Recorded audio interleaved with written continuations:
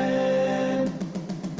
Unsportsmanlike conduct on 1620 The Zone.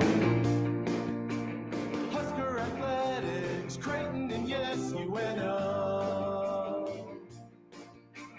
Don't miss a moment, they'll give you your fix. They're on every day from 2 until 6.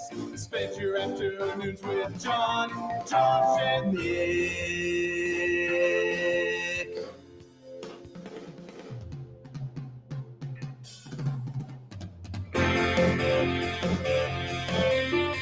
John, Josh, and Nick.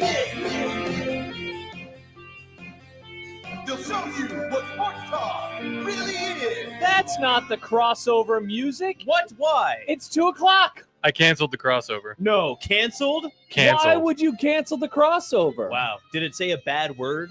Yes. I just wanted to talk football. Oh. Unsportsmanlike conduct on 1620 The Zone.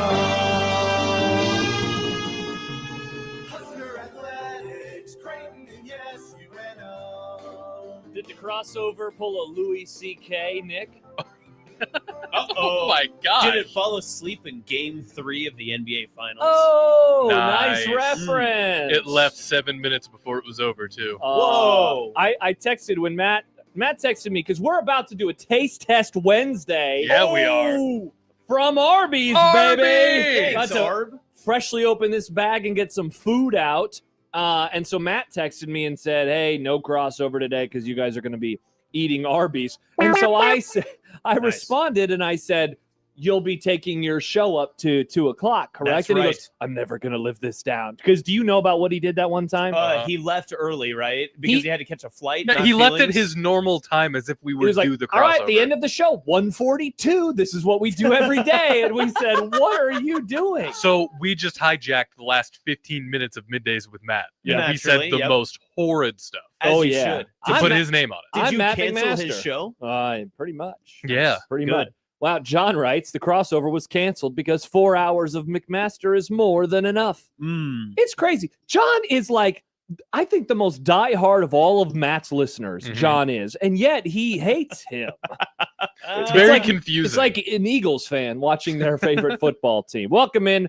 The crossover, which we are not doing today, No. would be powered by our friends at Everlevel Concrete Repair in Omaha at everlevelconcrete.com. Again, no crossover today, but if we did do one, Everlevel Concrete Repair in Omaha at everlevelconcrete.com. In another universe, multiverse theory, we're Whoa. doing a crossover right now. But that Yep. means that there are no other crossovers happening, right? Wha- So every other crossover never existed. I thought in the multiverse, everything. Yeah, everything, exists. a little bit of everything, all of the time. all at once. Yes. You know, Nice.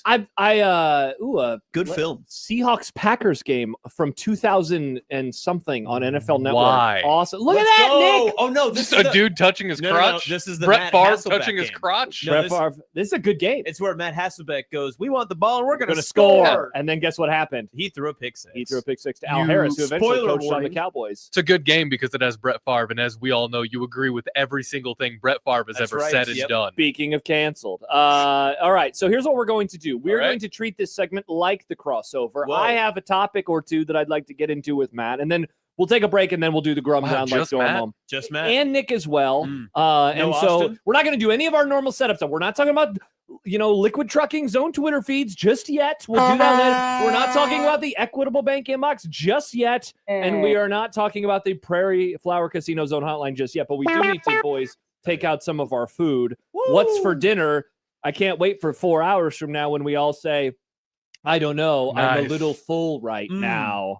I'm a little full. Where's your bag of food? Oh, okay. I was worried. Sorry, my bad. I was worried. Got the curly fries. We got the cobbler egg roll things again. Oh, Those are let's so good. go. Let's go. And some I think I mozz- grabbed the wrong bag. I see 'cause some mozzarella. Just got the water. You You just got, just the, got water. the water. It's on Here- me. I here, picked Matt. up the wrong bag. Here. Hold on. Stop calling me Matt. I don't know why I called you Matt. Why are you insulting Austin like There's that? some stuff in there now. That might have been. Whoa. Look at that, a sandwich. Bang. Nice. Look at how thick that thing is. That is what people sometimes say about sandwiches, thick. especially from Arby's. So we're gonna be enjoying some food. Shout out to our dear friends at Arby's for hooking us up for this crossover that is not happening. These fries are at the bottom of the bag. Yeah, it must have tipped over. I love bag fries. Bag fries hit different than when they're in the carton. And Especially I don't know why. bag curly fries, exclusive at Arby's. Exclusive at Arby's. It's Wow. like it's toasted. You want? I got some extra stuff in here because I think maybe some things might have spilled out from that bag over the last 20 minutes. Do you need any? If you need anything, I can help you out there. We do have some If you comments. need any water, let me know. Okay, Got plenty perfect. of water over here. We did get a couple of comments that I'd like to read. Theo writes, Jimmy Allen's show deserves a crossover. You know what? He's right. It's called After Nick, Hours. why don't you stick around? We used to do a crossover with After Hours, and then you know what happened? COVID. Wow. COVID canceled it. Shout out COVID. And then I have to now I have a dog, and so I can't stay around and do a crossover. I have to go home. Yeah. And Jimmy hasn't asked us to do it in a few years. He used to ask us, but then, we stopped doing it. So Doesn't like hanging out with you anymore. I guess not. That's Sorry. tough. We apologize to Jimmy. Stib says, give me one of those zone hats now. Whoa. Nope. People are commenting about the new rope zone hats. I was talking with one of our dear coworkers because she was asking me about John and said, ooh, Did you say all good things? how do we get one of these to John? And I said, John hates rope hats because he is a loser. That's right. And He'd so, rather have it be upside down.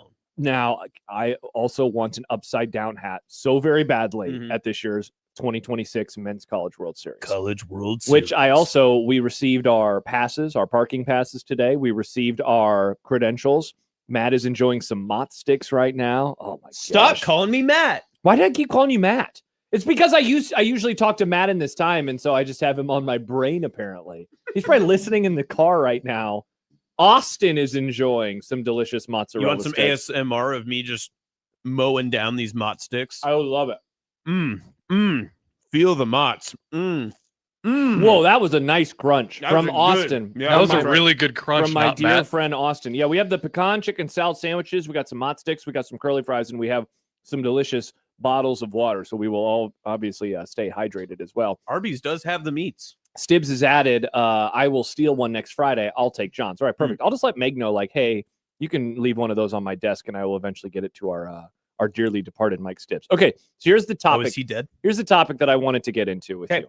So you famously were on Middays with Matt. I was earlier today, yeah. And multiple things happened inside of this interview. One, apparently your internet crapped out. Yeah, that does happen. Not great. The other was that the national anthem, the Star Spangled Banner, started playing. Yes. And Matt stood up and the camera was on his hang low for however long the anthem unfolded. Long crotch shot of Matt. So here's my question and topic for the room, if you will. Topic. So I recently went to a Royals game. Yep. My wife and I were in the concourse area. We were talking to a listener of 1620, Lindsay. Shout out to you, Lindsay. We were talking about all sorts of things, the Royals, among others. And the anthem is playing inside.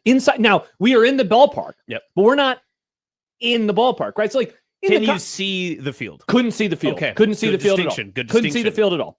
And so we are standing there outside of like one of the club sections. I don't remember what it's called. And people are walking through the concourse.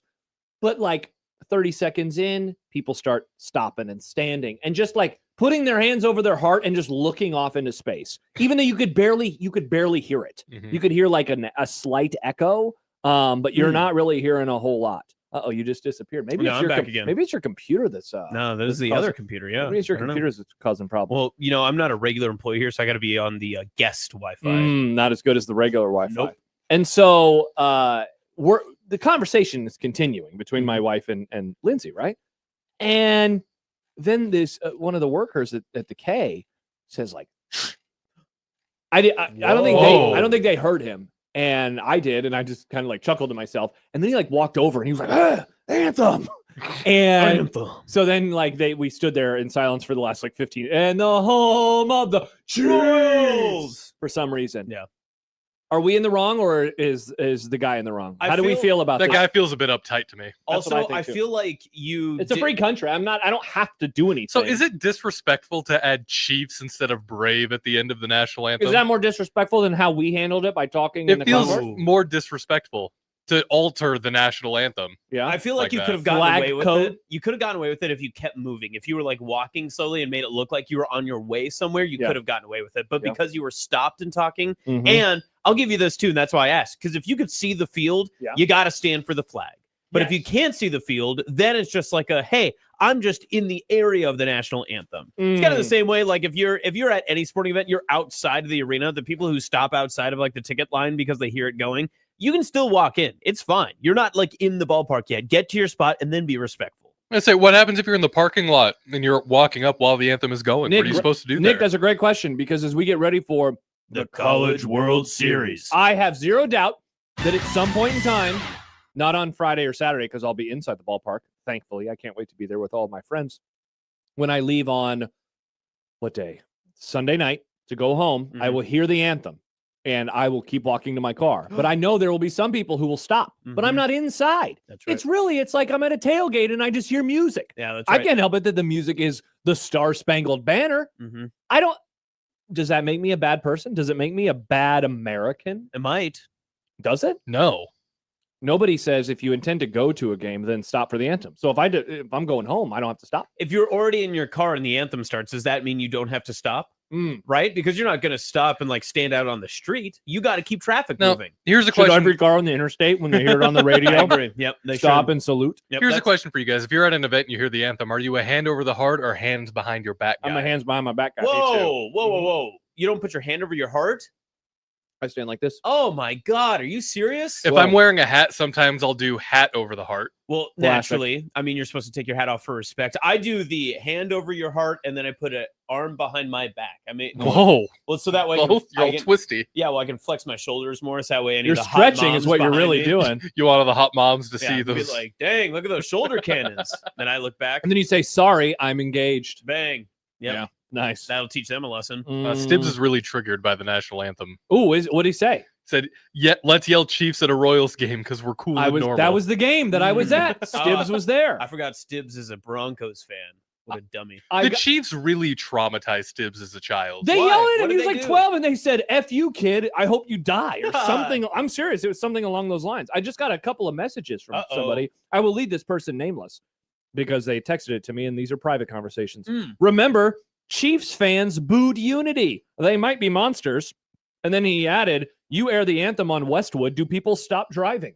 Good question. Yeah, Okay, I think the anthem is often sponsored, is it not, Nick? it is. It's time for the national anthem. One of Brought to you by, what is it this year? Do you know? I don't know off the top. You know what? I'm going to give him a free little plug here right now. This food from Arby's, by the way, is absolutely Arby's, delicious. you hit as always. It's really crunchy. Arby's is never not hit for me. I love Arby's very much. I always have. There's really not a social situation you can be in where Arby's isn't appropriate, you know?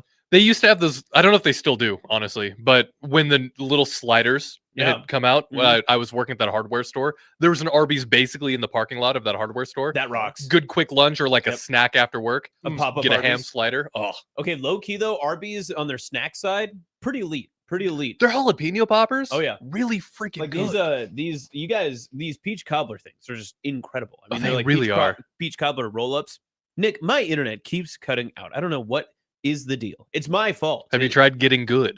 I have not. I'll try that next You have time. a Mac, right? Yeah. Just share the good password with you. Uh-oh. Because I have the ability to do that. I appreciate that, man. Switch it over to. Oh wait, no, I'm on guest. Never mind. That's Oh, the one no. that I'm using Maybe as that's well. why. I honestly don't know the password to the main one. I've been on guest my entire You time. know what? I'll do this when we go to Sure. break. I will restart my computer and I'll see if that helps fixes- anything. Yeah. What do you think about this? See, now we're trying to help you out. Austin is one of our friends. Stibb says here are 5 things to do with your hands during the national anthem at a College World Series. They heard at videos soon. Oh, funny you mentioned that. I just got a text from One of your bosses. No, I got a text from a former coworker of mine that says, take a shot every time Heard At posts a CWS guide vid. And I would say you would be very drunk. I was gonna say You wouldn't I'm stand for the national anthem after those. in the words of Denzel Washington in Flight. I'm drunk right now.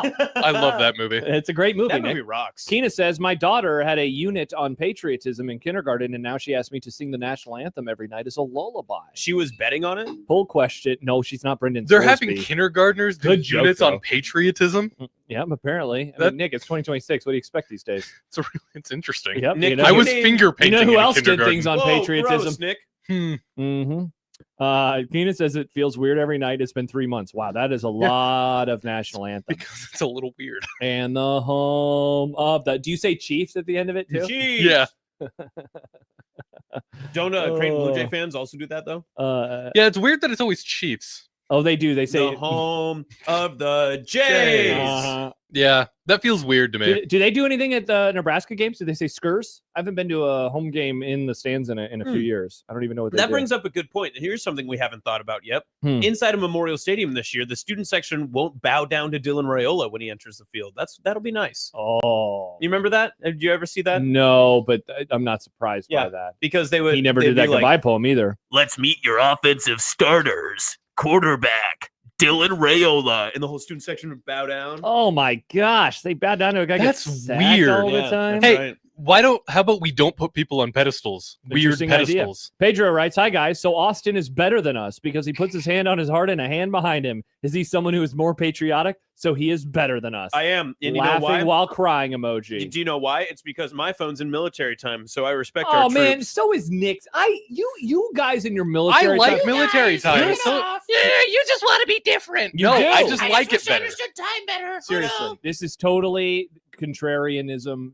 Reaching phones. No way, bro. Just because somebody does something opposite of what you do doesn't make it contrarian. It just makes it different than something you do. And also, technically speaking, Josh is the contrarian on 1620 The Zone currently. That's true. When it comes to time reading. What does that mean? Well, you're an old contrarian, first of all, because the majority of us are Zoomers. Right. I'm you 37. Use a sundial. I'm not an unk yet. You are old. I'm not unk yet. Old. I saw last night Jeff Passan, not friend of the Grum, but I'd love for him to be someday. He posted a video on Twitter, but he did it in a weird way and it linked wrong. And he goes, "Oh no, I'm unk." It was so funny. I don't know how he did. It was like a video on Twitter, but he linked it. No, there's so you had to click the Twitter video thing is having issues apparently. So yeah, that is a surprise. Yeah. The website usually looks great. Yeah. Prison Matt, my favorite radio show on Sportsmanlike Conduct at 0 to 1400 hours. That's also that's not how that works. That's not how that works at all. That's midnight to Well, we're on from midnight to 2 p.m. Yeah, it would be 1400 to 1600. You know, 1400 to 1800. We need to freshen up some of our oh wow, you're leaving again? No, I'm back. We need to freshen up, Nick, some of our imaging. What if we did your favorite 6A to 18-hour station 1800p for the troops? For the troops. So it's like it's your favorite 6A to 6P, and for you troops out there, 6A to 1800. And then you should always have like a live cam that you steal from one of the national championships games, where it's like, here's all the Auburn Tiger fans in Kuwait. And you just use that. It's the Zone fans hanging out in Germany.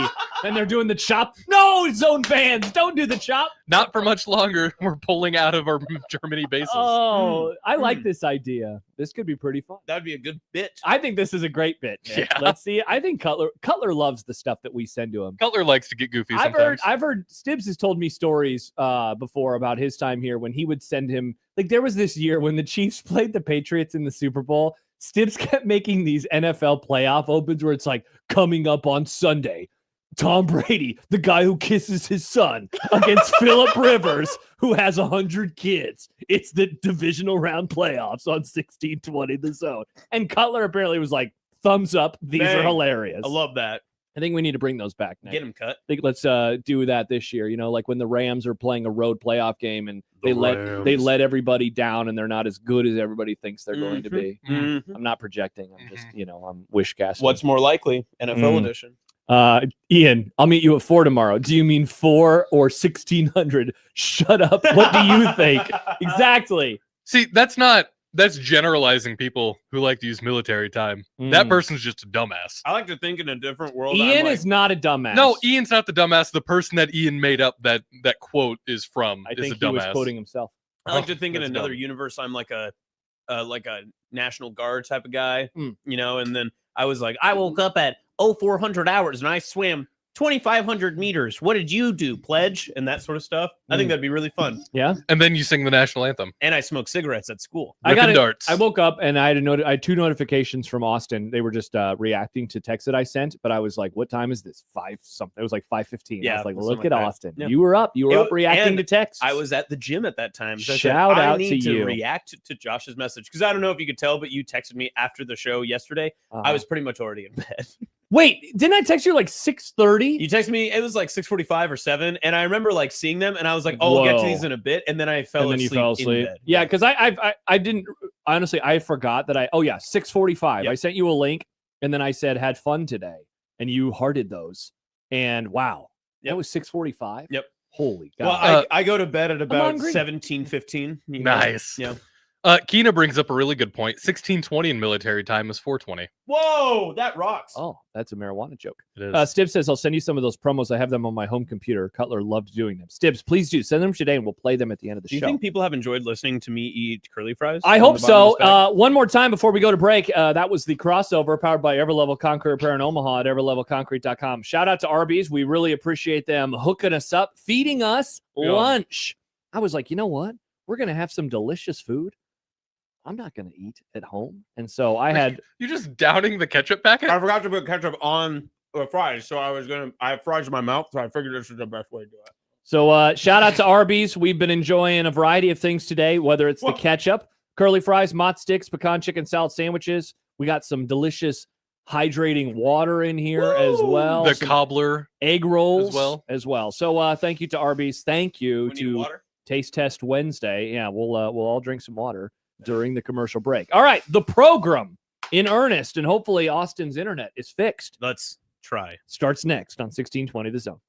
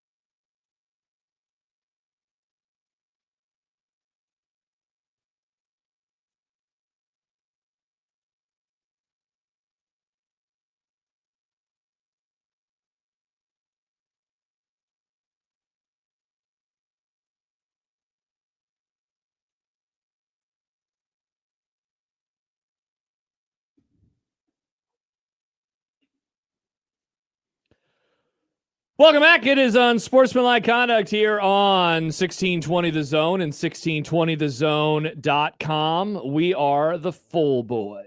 I'm stuffed. So full. Oh, Yeah, man. and I've still got some cobs to cob. Man's is cobbing hard over Listen, there. You want this cob? Appreciate Arby's once again as we're rocking and rolling. Again, if you missed it, we didn't do a crossover. And so it was when this segment started, I was like, where's the open? And then it didn't play. It was just a bump. But I remembered that Nick already played right. the open. Yeah, we're in the. We've been in the show. We've been in the show for like a should have half double hour. Yeah. Yeah. You want the double open? Yeah, let's double open right now. Can you open me up? What, are we really going to do that again? Yeah. Okay. Thank you. I got you. Unsportsmanlike conduct. Yeah, so now I'm making the grum down because, again, we've just been all out of sorts. And Let's just buy him some time. Yeah, Nick, you what's guys talk something for like we wanna 5 more talk seconds. about? Let's see. Nick, what's on your mind? Oh, let's see. The College World Series. Yes. I've got a lot of other back end stuff. I'm gonna have to I'm taking the martyr baton. I'm gonna have to stay late tonight. and No. probably tomorrow night to finish up some stuff. No. I know it's the worst. Hey, what do you what- have to do? A lot of the production stuff. Mm. It's mostly made, but I still need to upload it and make sure the logs and clocks are. Why didn't we do this earlier? Because I got pulled away to help on Monday. and In today. military time, what time do you think you'll be leaving tonight? 2,100 hours, Nick? Whoa, that's 9 o'clock for all 19 of you normies. maybe 1930, 1945. Whoa, Whoa. Nick, problematic. You know what happened in 1930 and 1945? Godzilla. A lot of bad stuff, Nick. The inspiration for A Godzilla. lot true. of bad stuff. Wow. There was probably something good that happened in the 30s, right? Oh, a lot of good Dust Bowl recipes came out during that time. It's I'm true. pretty sure. Everybody, all you sickos got rhubarb pie. A What's lot wrong? of Hey, whoa. We anti-rhubarb? Yes, because you don't need it No. anymore. Come on. Rhubarb was a function of the Great Depression. Rhubarb's a part of my history. Rhubarb- The panhandle's dry. There's no water out there. All we have is rhubarb. That's what I'm saying, though. Rhubarb was a holdover from the Great Depression. It was great, but people so you're tricked saying the themselves people into of thinking Western it was Nebraska are poor, Nick? That's what you're saying? good. I'm saying the people of Western Nebraska don't have to eat rhubarb. They don't. It's not. You don't have to do that anymore. But I just told you we have no water out there. We rely on the aquifer, but you don't know about the aquifer. I don't. Is Central Nebraska listening to us? I grew up on now, well Nick? should water. be. They Yep. should be. Are you Yeah. listening to us right now? Hello, Hi, Central Nebraska. Nebraska. Good stuff happening. Put out a smoke signal if you can contact us. Hey, it's Wow, time for the smoke Grum signal. Down, Grum Down. which has been Wow. done for many minutes, or at least many seconds. Oh, Austin yeah. is back again, and as we just mentioned, we are full. Austin full. is still eating. I have Hard cobbin. tapped out because I am a very full boy, Me but we too. appreciate Arby's. some cob. NBA Finals Game 4.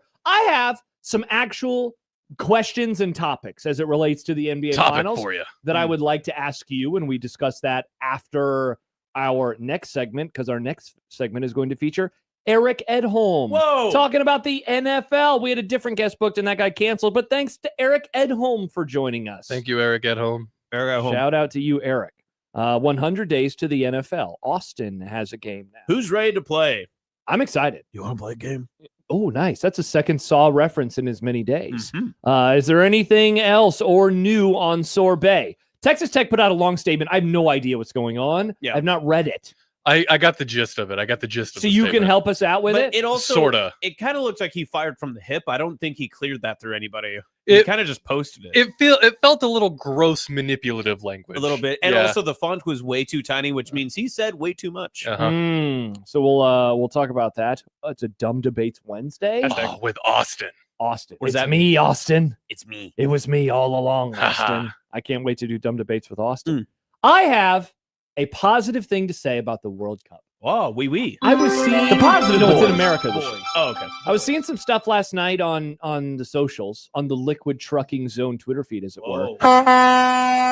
And I was like, man, I have something to say. And so I'm going to say that later on. And Trey Taylor has his 5th star. Yes. Number 1 ranked quarterback in the country. It's a big deal.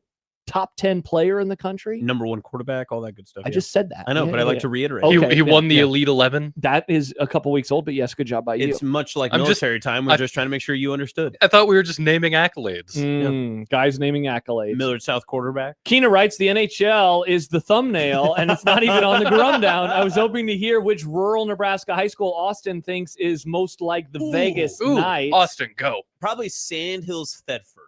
We'll go there. And Pesky Blues writes, thank you, Posh. Hashtag thank you, Posh, for making this one of the best cup finals in history. Now, I don't think that I said that it was going to be bad. I just said I didn't want to watch it because it's warm weather teams. Yeah, that's fair. Also, That's not Pesky, saying it's bad. It's cup final. Yeah, Pesky. that's true. Yeah, I thought you were a true hockey fan there, Yeah. Pesky. It's, Yeah, people forget there's no S in Stanley Cup finals. It's very normal. I mean, and there it sounds is. It's very not normal. the Tanley Cup final. Good one. Take out all of the S's. Part of me naming the Stanley Cup final is tied the stream today is because I think it sounds stupid. Do you think that there's any part of the Stanley Cup final that thinks that they may need to rename themselves No. because they're the most secondary Stanley Cup now in history? See, Josh is talking about contrarianism. I think the Stanley Cup did this. I think the NHL did this to be contrarian. Everybody else is finals, but what if we're final? We're the only Stanley Cup final. Nick, it There's not doesn't many seem others. like you like it when I bring up you being a contrarian. I think that is of all of the things that I say about you, that trips your trigger maybe the most. It's because it's not I'm true. right. Because again, contrarianism, we looked this up before. Contrarianism implies that there's intent, that I'm intentionally doing the opposite thing of other people, but it's not. Like I'm not doing this just to say screw you, you're doing this, I'm going to do it this way. This is just who I am. Interesting. I'm not being a contrarian, I'm just being me. It sounds like you're arguing in favor of contrarianism. No, I'm Nick arguing is honestly him being a contrarian. Yeah, I would agree. Yeah. Yeah. We're going to get to the bottom of this by the end of the show. We're going to figure this out. Sorry, Nick. Okay. I think that you're a contrarian. I think that that's how it works. I'm kind of leaning towards Nick being a contrarian. 402-951-1620. You can hit us up in the text machine. You can give us a call. You can do a variety of things. We would love to hear from you right now, all day long. Prairie Flower Casino Zone Hotline, 402-951-1620. You can also find us on the Liquid Trucking Zone Twitter feed. I love that. That drop's getting better on me. It's John still wants there to be more. it needs a little To more oomph. It's kind of a whiny honk. Yeah, but you don't want like there to be breaks. I or want like anything a in that. honk Yeah. kind of thing. Find us there at USC 1620, at Josh Tweederson, at Austin 2 Jacobson, and at Grimnim. That's me. One of us has a normal Twitter handle. Also, you can find us in the Equitable Bank inbox, Josh at 1620thezone.com. Edholm is Which one of us has a normal Twitter handle? it's the people's decision to decide. That's interesting. We're going to produce the show on the air. 250 on the dot, Yes, right, for Edholm? Okay, 250. perfect. 250. Because We got sometimes time. I never know if we tell guests like 45 or 50. So I always say 50 now. Good job by you, Nick. Okay. 50. Stibbs has found the old promos. And so we are going to kick off the show by playing 3 old promos because I figured out a way. I know how to download things off of Twitter now. There you go. That's how John, I was always like, how does John do this? He doesn't know how to do screen recording. He's 100, but he figured it out. So Stibbs made 3 Three. Speaking of John, he made 3 promos a few years ago. Colts, Chiefs, Cowboys, Rams. Oh man, the Cowboys lost that game. That sucked. And Chargers, Patriots. Those were divisional games. For some reason, he didn't do a Saints, Eagles one. I wonder why. Thank God the Saints won that game. All right. So no, not that year. It was the year. This was the week before the Saints lost to the Rams on the horrific no call. Oh, this was the Alshon Jeffrey drop. Yeah. Alshon Jeffrey drop. Yeah. From Nick Foles. They lost the game. Then Oh, yeah, I don't interception. remember. Yeah, sure. That Okay, sounds cool. good. Yeah, Yeah, sick down on with it was the double doink the previous week. So we have 3. Doink, doink. We have 3 videos to play. Nick, I got them in the system. So Okay. I don't know what the video is going to be, but the audio is fun, and Okay. hopefully it works. So here we go. Saturday, the divisional round of the NFL playoffs are on 1620 The Zone. The Colts head to Arrowhead Stadium, the 17th loudest stadium in the league, to crush the hopes and dreams of the Chiefs once again. How will Kansas City blow this one? Last second Hail Mary? A fumble at the end of regulation? Horrible special teams? Tune into 1620 The Zone Saturday to find out.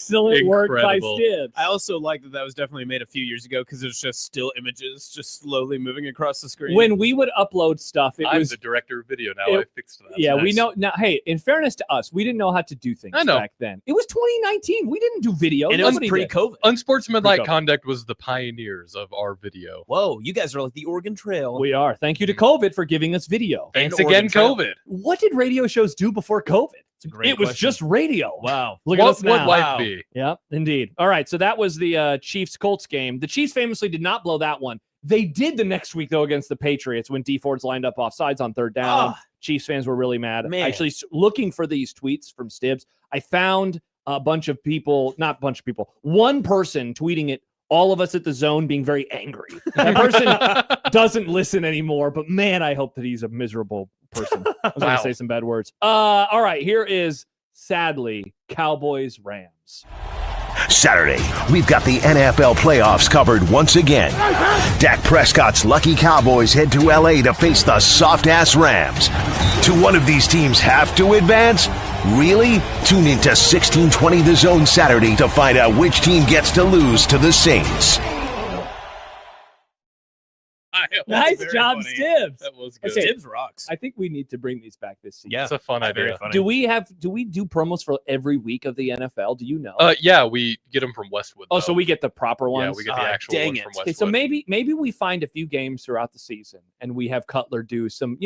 The Cowboys are playing the Rams. Mhm. If the Dolphins are ever on for some Oh, reason, God. we can make fun of the Dolphins, Dolphins. Panthers. Yeah. Oh, Dolphins. Panthers. Oh, We could do ones where it's Yeah. like it's Oh, not That on the would Zone. be, that would Thank be God. the yuckiest game in history. what is the season's yuckiest game? Topic alert, Nick. Good idea. Nice. We'll do that maybe later or maybe tomorrow. All right, and here's the last one, and this was the one that I made reference to. This is Patriots and Chargers. Sunday, the divisional round of the NFL playoffs are on 1180 Zone 2 The Deuce. Phillip Rivers takes his potty mouth and his 46 kids to New England to take on an even weirder father in Tom Brady, who will be smooching their son at the end of this one. Well, listen to 1180 Zone 2 The Deuce on Sunday to find out. Oh, and the Eagles play the Saints. Oh, that one. That's the best one. That's so good. We're gonna, you know what? Phillip Rivers One and more his time. 46 children. Let's listen to this one more time. Sunday, the divisional round of the NFL playoffs are on 1180 Zone 2 The Deuce. Phillip Rivers takes his potty mouth and his 46 kids to New England to take on an even weirder father in Tom Brady, who will be smooching their son at the end of this one. Well, listen to 1180 Zone 2 The Deuce on Sunday to find out. Oh, and the Eagles play the Saints. To me, one of the best parts of that is that Stibbs still somehow did real production on that. Uh-huh. That he added the hut in between Yup. the Tom Brady and Phillip Rivers scenes. So well done. It is so well done. Safe Story says, holy bleep, I'm cackling, LMAO. Black Cat says, OMG, Stibbs my hero. And Ian says, Michael, that's good. Thanks to everybody for checking that out. All right. Good stuff. Good times. There you go. Mustache Adam. Casey blew out Indy 31-13. Mhm. All right. Blue Jay R6 LMFA. Oh, gosh. Good work. Sorry Those for were funny. party I got a rockin'. text, Nick, from our boss who says I demand we do this again.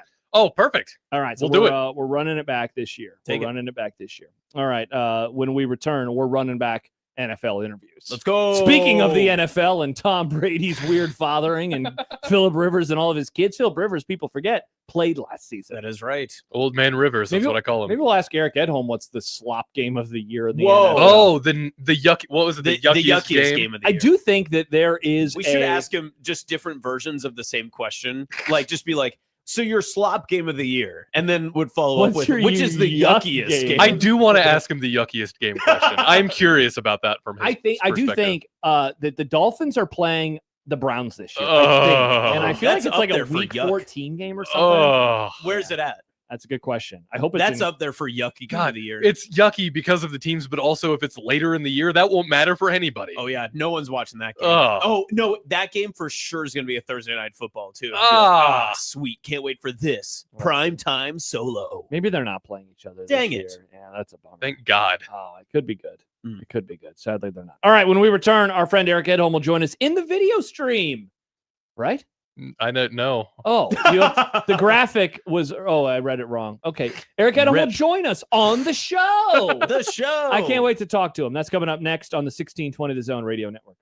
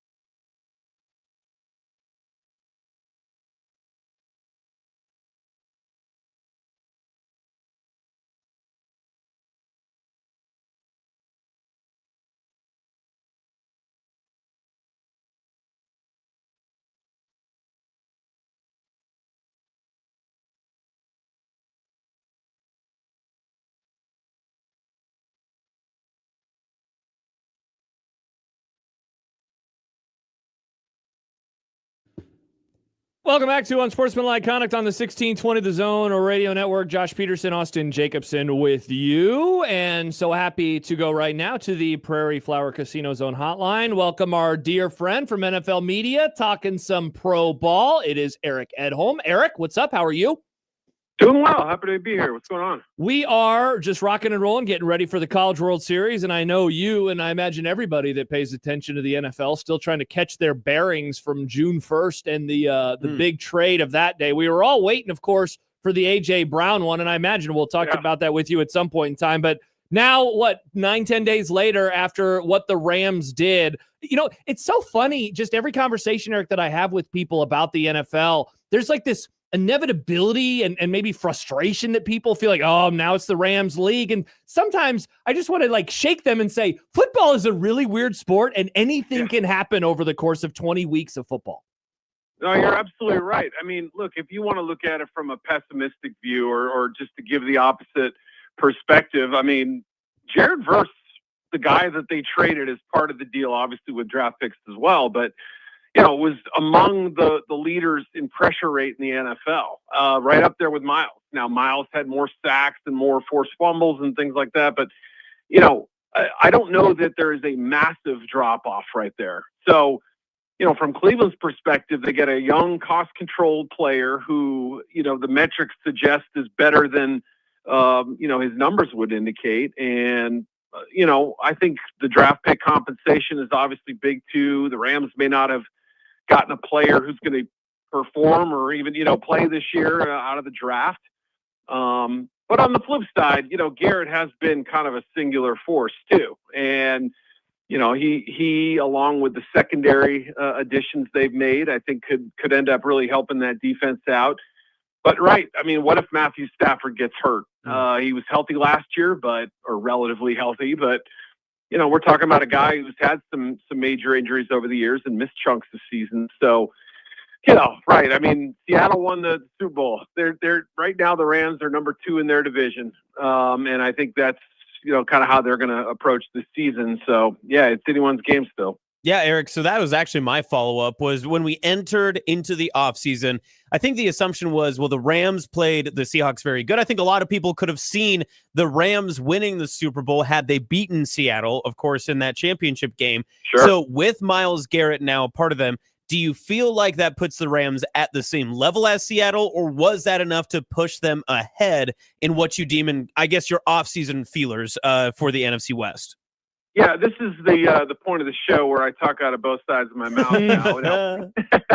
Just warning people, right? Yeah, I mean, prior to that trade happening, I did a story ranking the top 10 rosters, and I'm sure there are people who disagree with my rankings. That's fine. I would expect that. But I went through and graded every position group on every team. Took a long time to do it, and maybe it's a flawed way of doing it, but and then weighed the positions accordingly. Quarterback at the top, pass rushers, tackles, wide receivers, corners, etc., and down from there. And I still had the Rams slightly ahead of Seattle. Just pound for pound, stacked them next to each other. What does that mean? I don't know, but it's worth noting that they had a pretty good team beforehand. And like you said, 3 meetings last year all came down to one possession, all came down to really one play. And you could argue there's not a lot separating the two teams. Seattle had its day. They did lose some free agents.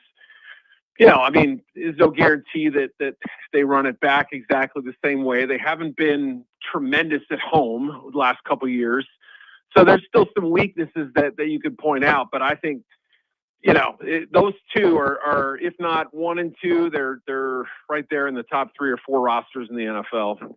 Eric Edholm joining us as we talk some pro football. Eric, for years, the Patriots, we would view them and moves that they would make with personnel, and we'd say, wow, they're always like a step ahead in terms of when they're moving on from guys. And I feel like the Eagles have very much taken over, from them over the last, decade or so with the success that they have had, winning a couple Super Bowls and making another. Yet, the A.J. Brown trade doesn't fit the normal box of them moving on a year or two before, most people would have, because this is something that Brown wants more than the Eagles want. I wonder, as we've had a chance to sit with this for months, this has been so obvious that it was going to happen. How have you viewed it, given all of those things now that it has officially happened?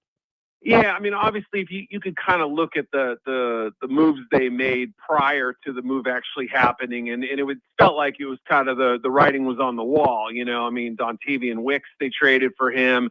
They signed Hollywood Brown even too as an insurance plan of sorts, and they still have Devontae Smith. They traded up for Mekhi Lemon. So, from just a receiver talent perspective, I think they're going to be fine. I think their top four looks pretty good right now. So, you throw in a decent tight end as well, and I think the receiving options are going to be there for them. But, yeah, I mean, you don't usually see the Eagles, obviously when they made this move to get Brown a couple years ago, was seen as a coup, and they got a lot out of him. And then Nick Sirianni did talk about that yesterday, and it was clear he's wanting to turn the page. And I think that's really the biggest thing, is that there is a non-football quotient to this thing that lingered for a while, whether it was the relationship between Sirianni and Brown or Brown and Jalen Hurts. Clearly, there was a disconnect there, and they're hoping this is an addition by subtraction kind of thing, and especially given what they've already added at the position. Now, it still requires Jalen to kind of rebound to that form he was in 2 years ago.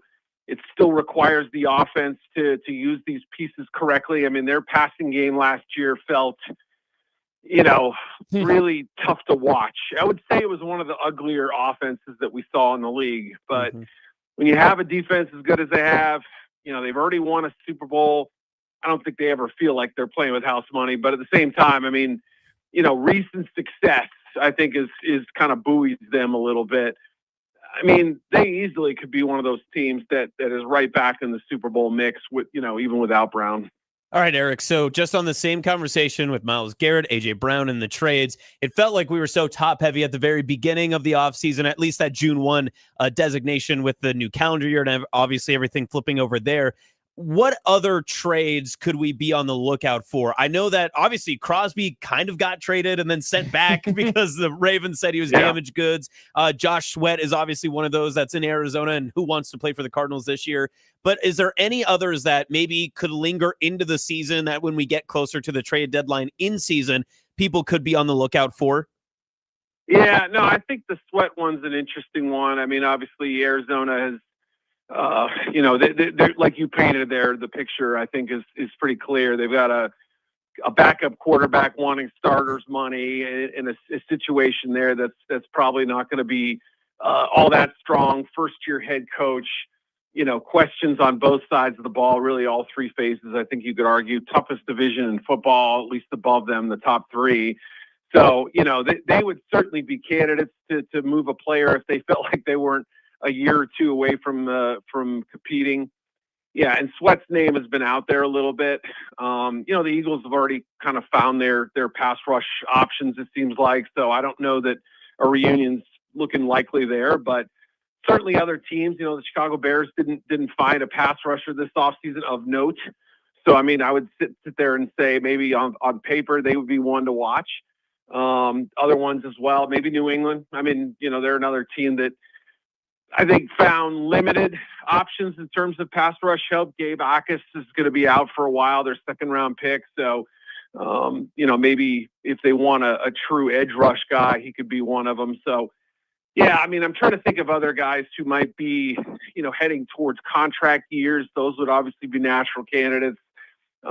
Players where there's sort of got a glut at the position or a lot of money spent. I would say Alex Highsmith from Pittsburgh is one to watch too, as we kind of talk through this. I mean, pass rush is obviously a priority spot, and they just saw the deal for Herbig there, and plus Watt's already getting paid. So committing that much money to one position usually indicates that, the guy who's been paid the least recently, I would say with Highsmith, I think he's the most likely to go of the three. So that's another name that you could possibly file away as a possible trade candidate.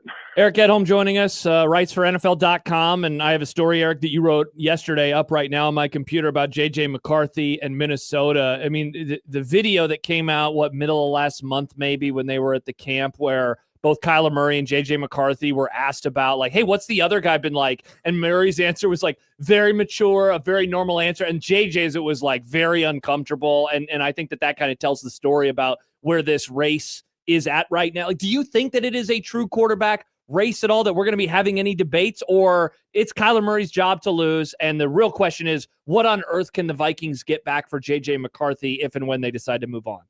Yeah, no, I mean, I think the first question is probably easier to answer right now, and I would frame it this way. I would say that I don't know if it's his job to lose, but I think they're kind of expecting him to win it based on where the two guys are right now. And it's so early. Normally you think of kind of mini camps and OTAs as more installation, teaching camp, not necessarily competition. But when you have a quarterback uncertainty like they do and a handful of other teams, this may be one of the more interesting quarterback battle years we've had in a few years.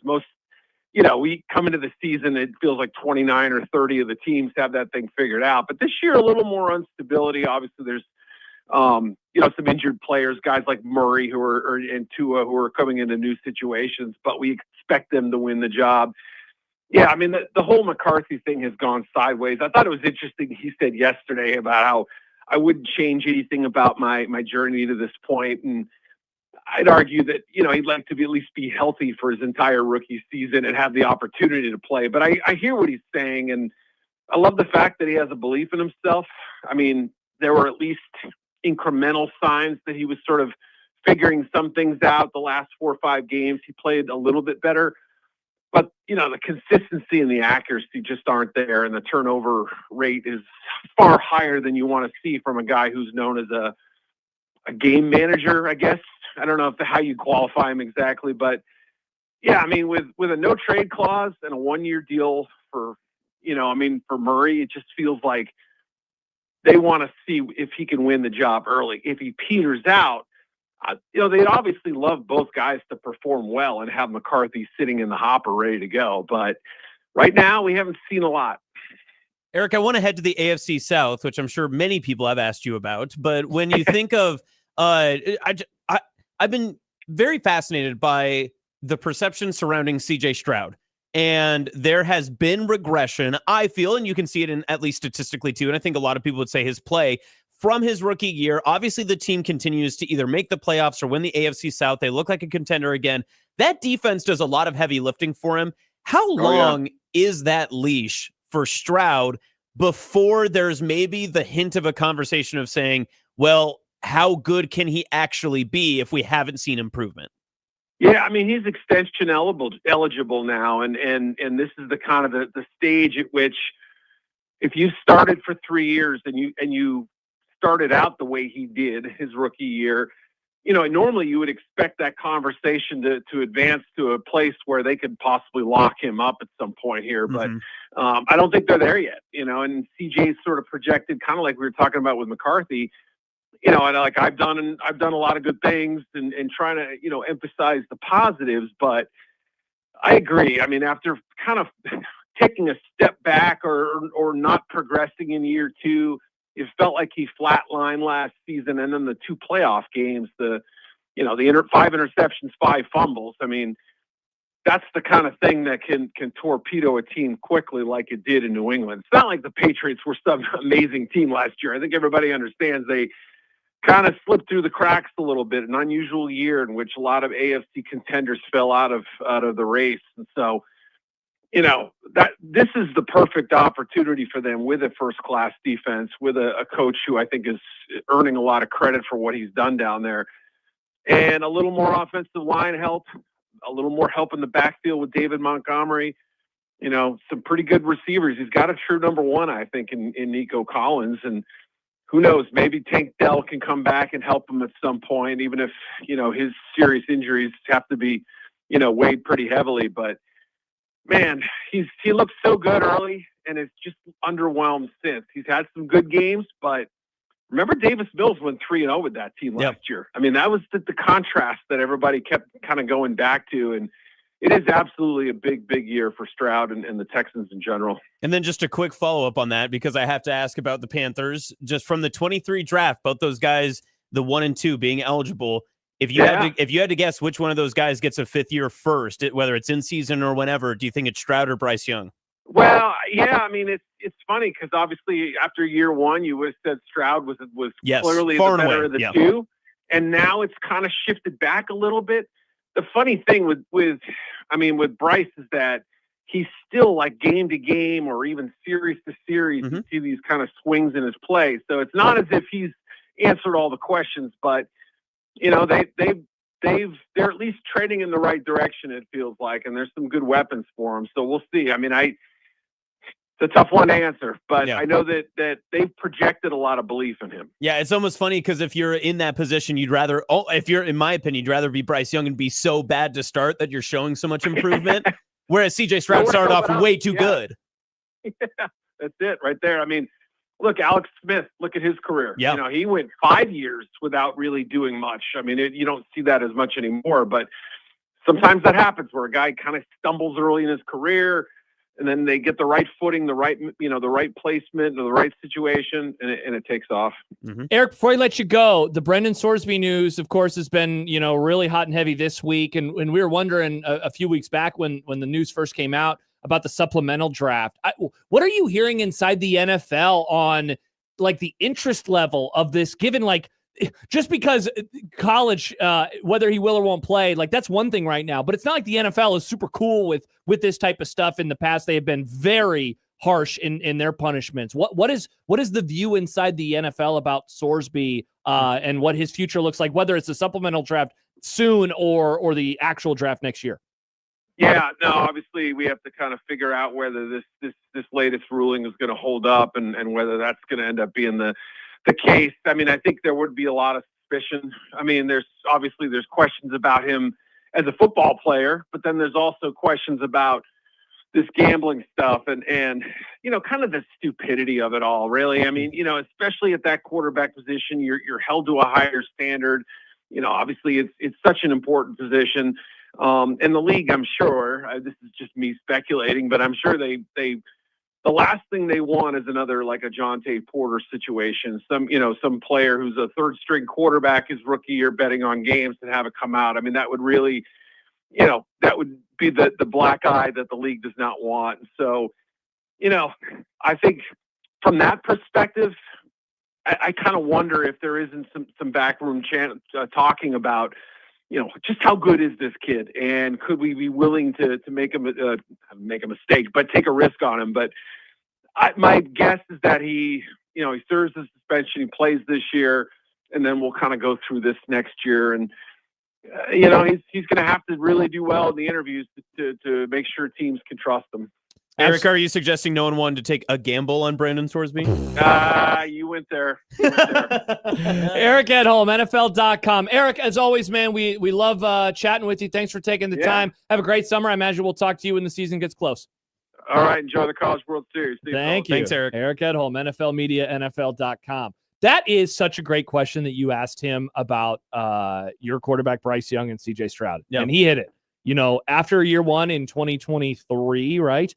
There's no way that would have been a conversation. Well, Stroud was trending like top 10 quarterback. Like it wasn't quite to the Jane Daniels conversation, but people remember he had the big bro moment with Caleb Williams in his rookie year. And all that I remember that the end of that year, the end of the 23 season, when the Cowboys just completely fell on their faces in the playoffs and Dak didn't play that great, though the defense was worse.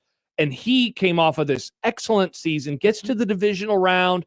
Was that the year they played the Chiefs and played it kind of close? Yeah, right? they beat the Ravens in the first round on the road, and then they won the second. Or they lost the second game. It was the other way around. They lost to the Ravens. They beat somebody because that was the year the Ravens went to the AFC Championship. Like that, and I remember just thinking like, man, what I wouldn't give to have CJ Stroud as my quarterback right now. Yeah. A couple years later, it's like, yikes. Say what you will about Dak, but like, yikes. But it's funny, though, because, as much as you perceive a quarterback for how well that they do, basically, on the field, and then also how far they get their team. He's been to the divisional round, or he's won the division like every single season that he's been the starter, but yet you feel worse about him every single time because the team around him has gotten so much better and carries him more than he ever elevates the team, is what it feels like. Absolutely. Last year, especially, it was, in my opinion, it was all about the defense. 100%. What we saw. Oh my God. So they, I'm looking at their seasons right now. So they won the division in 2023. They beat the Browns. That's who it was. And they lost to the Ravens. No harm, no foul. That Ravens team was awesome.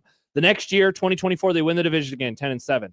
They beat the Chargers. They killed the Chargers 32-12, and then they lose to the Chiefs. Last year, they don't finish first, but they actually have their most wins. They go 12-5 because the Jags won the division. That's right.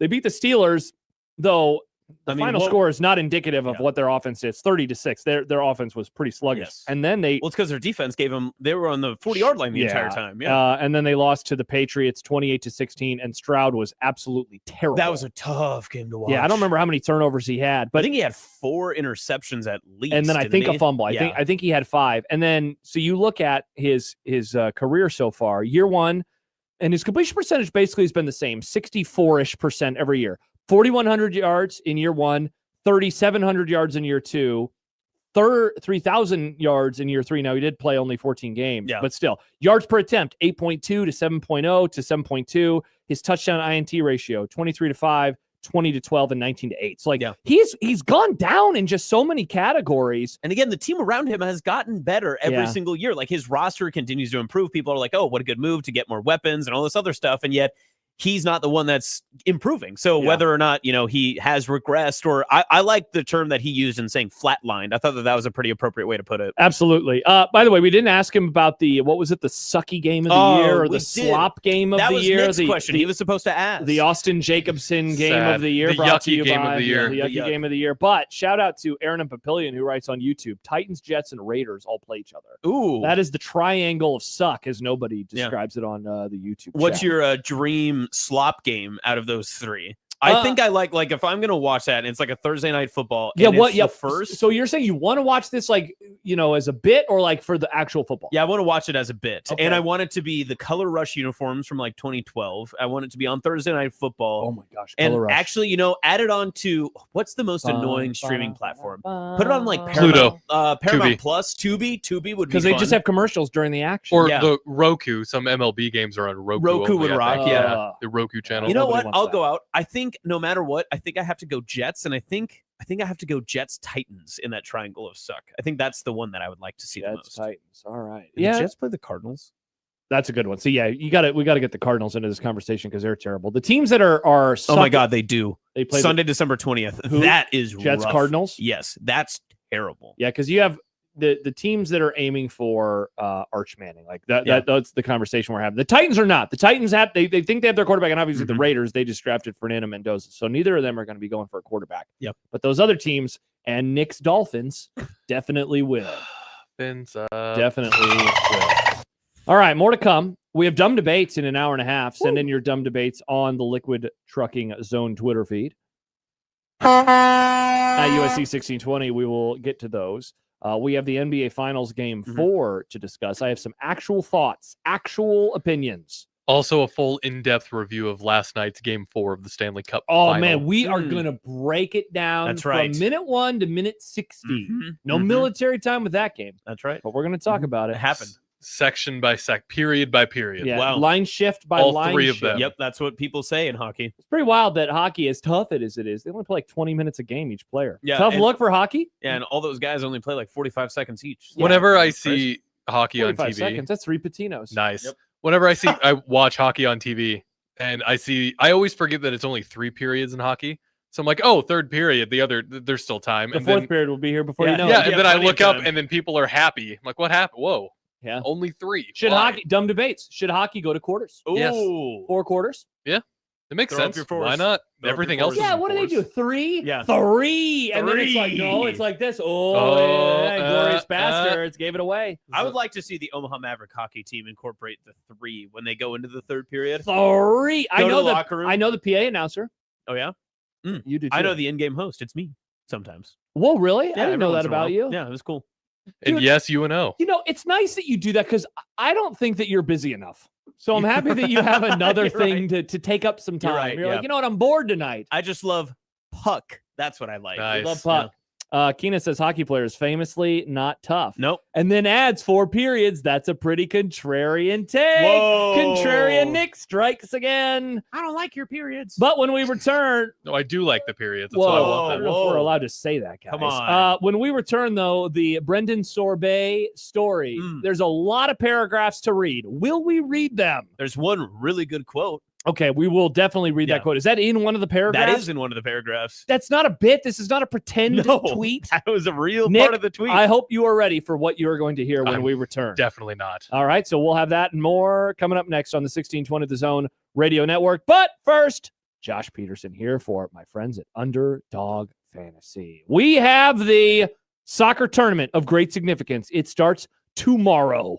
48 teams, 104 matches, 39 days. Think about that. By the time this thing ends, it'll almost be football season. But here we're talking about football. And right now you can go to underdogfantasy.com or the Underdog Fantasy app, and you can go higher or lower on a variety of picks for the soccer tournament of great significance, like assists, like shots on target, and yes, like goals. And if you download the app today and use our promo code 1620thezone, you can score $50 in bonus entries when you play your first $5. So do so today. Again, the promo code 1620thezone, Underdog. Make picks, win money. Must be 19 plus and present in Nebraska. Terms apply. Concerned with your play? Call 1-800-MY-RESET or visit ncpgambling.org.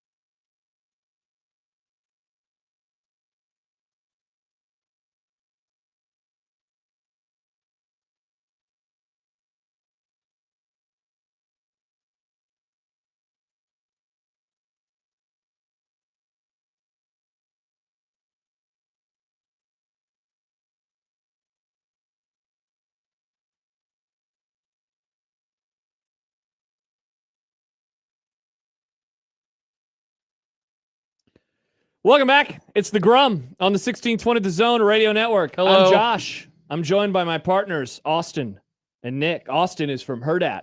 Austin will be down at the Men's College World Series. He'll be doing videos. They'll be vertical for some reason. And have a tiny microphone. That's what the algo You want to says. see? I have my microphone here. You want to see it? I would love to. I don't. Let's do a breakout video. Do I need to call HR? Oh, that's a good question. Mm, It's a good question. What? nice. What? Yeah, he can't believe Look it. how big this thing is. Whoa. right? Are you allowed to work at Herdat with Some a people microphone use that 2 large? hands on this Why did stick they- mic? Why are they letting you do that? Is that like an ESA mic? What does that mean? Emergency service animal? Service animal? Yeah, like a Because it's so large. Yeah. It's such a large microphone. yeah. Hmm, yeah. Interesting. Mm. Notice how I took the mic flag off because I didn't want to upset you guys. I appreciate I that. was Remember wondering- when you handed it to me that one time and I covered it with my hands? that's I was gonna say, where is the? this one. No. Where is? I was gonna say, where is the Upside mic down. flag? I know. Whoops. So yeah, It's stop a by. dirt hat. We'll be just north of. The old mattress. That's where we will Nice. be. That's where we will be. It's the last game of the season. No, there's a lot more games to go. No. Creighton University. I always love these random ones. Nebraska. God, that's a Nebraska. really good time. No, that's not David Lee. Get 'em now. So that's what we'll be doing over the next couple of weeks. I would get out my. Oh, there it is. Hello. Oh, My it's in your headphone glorious- box. God. Yeah, I just keep it there Terrible. for easy Terrible. access. Easy access. Well, he unfold. It's a new record. Thank you, Nick. I did it correctly this time. We were having a conversation off the air earlier, No. planning all sorts of stuff. And Austin, we had a conversation about a guy and this guy doing shows. And then I was like, yeah, here's the schedule. And I read it. And then he was like, who is that guy?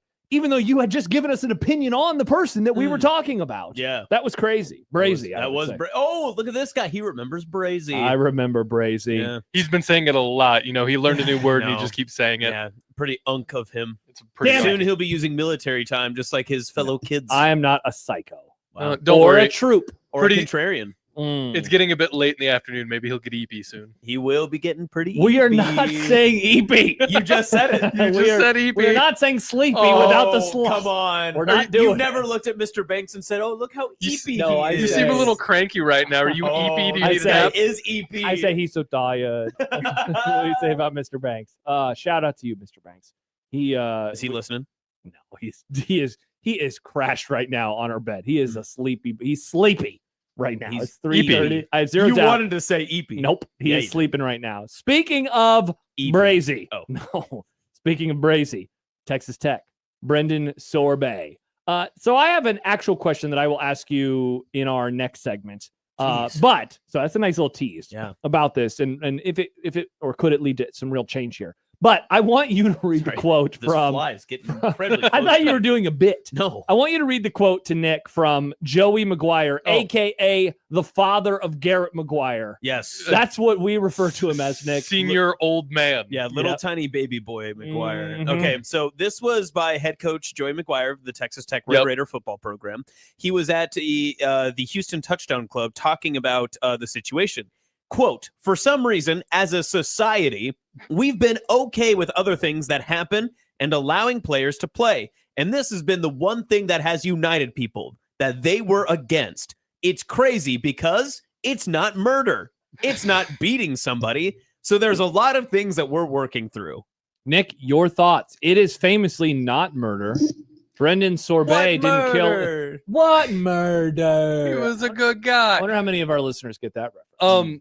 I hope a lot of them. So it sounds very similar to the thing that I brought up, the hypothetical I brought up last week, where if they if he were to go to the NFL, right, then the NFL would be like, hey, we backed ourselves into a corner because we let Tyreek Hill and Greg Another Hardy. bad person. Ray Rice. Why did you bring up a Panther? That Ray was mean. Rice. He played. I think of him as a cowboy. I was thinking of Mr. Point. Brown's guy, but I almost Deshaun Watson. yes, I almost said a swear referring to him. Whoa. Which swear? Nick, Swear, you can't not say that. slur. Okay, just want to make well, sure they both start geez. with an S. That bad guy. Yeah.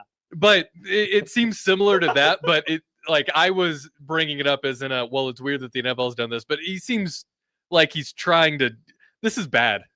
Don't do that. Yeah. What he's Good doing call. is a bad thing. Nick, I couldn't agree with Yep. you more there. Couldn't agree with you. It's not murder. It's not murder. It's not murder. It's not murder. And also there was and I'm serious when I say I have not read a sentence Oh of my this God, thing. it's so long. But there was a statement that was put out from the AD. Kirby Hockett, which is 1, 2, 3, 7 4, 5, paragraphs. 7 paragraphs. too many. Wow. And it's just, as you pointed out earlier, that the font is very tiny. Yeah. Here's my favorite part. It is in paragraph, I believe, 5. Five of the 7 5 of the paragraphs. 7, yes. Okay. I have 2 sons, including one who recently graduated from Texas Tech and played football. Throughout this process, I've kept asking myself, how would I approach this situation if this were my son? And I hate to be the bearer of bad news, but you, being the Texas Tech AD, if your son, who's also on the football program, was accused of gambling $90,000, was caught, and put your son into rehab, you would probably do the exact same thing you're doing right now. Yeah, it's your You're son. probably going to make sure your son can still make $100,000 at minimum to play college football next year. See, I would argue if you don't punish your son for this, you're a bad father. Mm. If you Good don't argument. Do something about this. Whoa, Be like, hey, that's- kid, I didn't raise you to do this, or apparently I did. Maybe it's on me. You should dad shame the AD into making sure Sorsby doesn't play Nick. That's a good plan. I'll do that. That's a good Hey, idea. AD, bad dad. And You're so a bad dad. apparently one of the other things that's been happening is Cody Campbell, who is the billionaire sugar daddy of Texas Tech Ugh. Athletics. Mhm. Sorry, Nick, that's what he is. He's helping him out. Pesky Blues writes, how about Cody Campbell threatening people with lawsuits on Twitter? Pathetic, soft, sackless program. I didn't realize that. We got a text from John Hi, John. to 402-951-1620. Nick, you're going to love this one because you were famously in Las Vegas in March of 2024. Yup. Is Cody Campbell the Cody from the Vegas White Castle because he is a huge D-bag? So I remember when we first started hearing about Cody trying to talk to the Big 12 about stuff, and I brought up the question, should we be careful about allowing these donors to have so much power? And it feels like we're just kind of letting these donors have too much power. Sadly, that's how life works. I feel like I feel like I'm smelling like roses in terms of Cody Campbell, because a couple years ago when he first came onto the scene, there were some who were like, oh man, this could be the guy to fix everything and save everything. I was like, I don't buy anything that this dude is selling. This guy's a snake oil guy. And guess what? He is. Screw him. Screw that whole university, man. From Mac CT, Yeah. Cody Campbell is an absolute S-bird. Yeah, certainly is. Very funny. He absolutely What is. a funny combination of words. You know, I've always had a little bit of internal beef with Texas Tech because the Sydney Red Raiders always had like old Texas Tech like logos and stuff Mhm. that they would, cease and desist us constantly as a high school. So I mean, to be always fair, had a little- having a T and another T for Yeah. a Sydney high school is a little confusing. President A little bit. TT Well, I mean, we didn't use the TT. We used like the Raider emblem and stuff that they would riding yeah, on the yeah. horsey. Yep. Pesky Blues also says, here's this latest quote from 2 hours ago. This is apparently Cody Campbell. If this had happened at LSU, people would say, it's LSU, but it happened at Texas Tech. They don't want us to play because they know Sorsby is good and they don't want us to be as That's competitive. just simply wrong. Do people not remember like the Southwest Conference and people running rampant of just boosters giving away money left and right? Like everybody in the Southwest Conference was caught red-handed multiple times. You know what this Multiple is, Josh? This is like the meme where it's like the LSU is the good-looking guy, and he's like, "Hello," and the then other one, Texas Tech, HR. That's a good meme. Cody, Yeah. if he would have tweeted it in meme form, I would have found it funny. That's Yeah, fair. and Pesky Blues asks, what you think people wouldn't be mad at Lane Kiffin's program if they did this? Like what? Look, I would agree with Cody Campbell in that there are some in the college football sphere that do not want them to succeed because they don't like the idea of an upstart buying a roster. I'm 100% with him on that one. I think that we saw that last year. I was supporting them because I usually like the upstarts who come and change the paradigm of things. People are mad at you this time because you have a player who bet on sports and is being allowed to play, and he is your quarterback. If this happened at LSU, we would have the same reaction. If it happened at Nebraska, I would have the same reaction. The difference with a lot of folks in this, and that I definitely could acknowledge, and I think a lot of us would, is if it happened on your team, I'm guessing you probably would argue for your guy. I could, the Greg Hardy example. I hated that he was on the Cowboys. I didn't want him on the Cowboys. I didn't want to sign him. I wouldn't, he could be an all-pro because I didn't want him on my team. Yep. And so in this case, if the same thing happened at Nebraska, I'd be saying the same stuff. But I understand when anyone's like, yeah, how many fans, though, would be saying the same stuff? Yeah. Probably not a whole lot because people usually, batten down the hatches, circle the wagons, and they get behind Well, their but they guys. paid $5 million for this kid. They paid $5 Now, million for so this. here's the Sounds other like a part. bad investment. Yesterday, we talked a little bit about grandstanding on Nebraska side a little bit, how much of it was performative, how much of it was real when it came to not scheduling Texas Tech. I want to ask you kind of the same question. Do you feel like this is grandstanding or do you feel like there's actual genuine emotion in this McGuire quote a second part of him talking about his quarterback. He said, I have a number of people in my family that were addicted to different stuff. And so I've seen what addiction does to people. And so us even saying to this point, before we get to the legal part, that he could be ready in week 3 against Houston is still a stretch because guess what? He's still recovering. I don't know what to make of that because that's what Joey McGuire. That's what Joey McGuire said. So right. to me, it almost sounds like he's trying to emulate, like, well, we're trying to do what's best for Brendan Scoresby. We're trying to fix his gambling addiction, and who even knows if he's going to be eligible to play? When we get into September, come on, guys, when we get into August, he is going to know whether or not Scoresby is going to play. Like they probably actually know it right now, but they are doing all the right. And I think it's purely performative that they're going through this like cat and mouse tale of just basically saying to each other like, well, he's going to recovery, he's going to rehab. Texas Tech does not care about Brendan Scoresby's rehab, and that is 100% true. They care about Brendan Scoresby, the quarterback, and what they can do for him in the fall. That comparison feels weird anyway, because if you know people with addiction, you want to keep them away from the thing that triggers their addiction. Thank you. That's like putting a recovering addict in a crack store. Yeah. A crack store. Yeah. Wow. Where's one that of those? one? Like yeah. 13th and Leavenworth, or like where is that? Yeah, it's actually at the old Leavenworth building. R.I.P. But Nick, it's an excellent observation, because if we want to meet this thing on its merits and say like, all right, I'm buying that you are an addict, and you know what? Like, I bet he is, given all of the bets that he's made. Like, I'm not going to throw shade at that.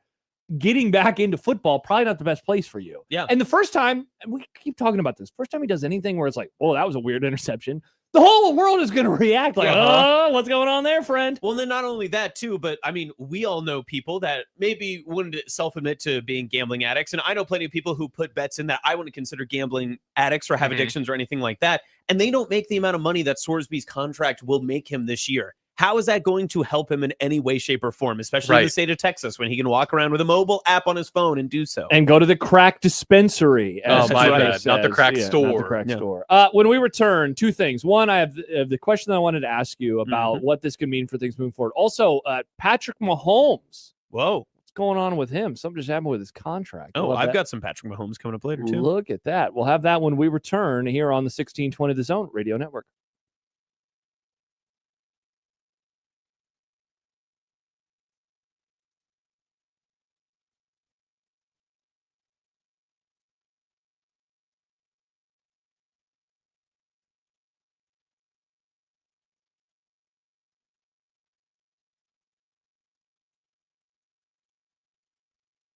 Good luck with that, Dan. Stop by the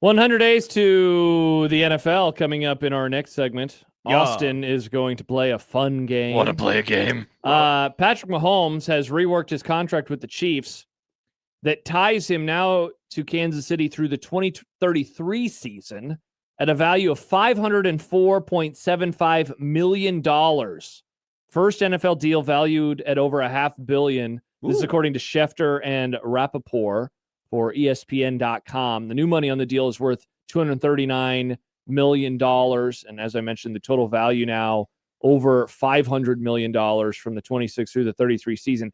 The first 4 years are guaranteed, and all of it becomes guaranteed. Wow, through contract mechanisms. That's crazy. I can't find what because the deal averages $64 million per year starting in 27. But I can't find what the actual Total? what the pay will be right now, because the reason you do this is to push the money back. Right. So then you can pay them not a whole lot of money right now. And then they just write it in a quick signing bonus. They just keep reworking it. That's what good franchises do. The Dallas Cowboys, they just franchise tag a player for some reason and then have to eat that cost right away. Yep. I'm not mad. So there you go. Jerry. Patrick Mahomes has signed with the Chiefs. Do you think Patrick Mahomes is still worth that much? Yes. Yeah.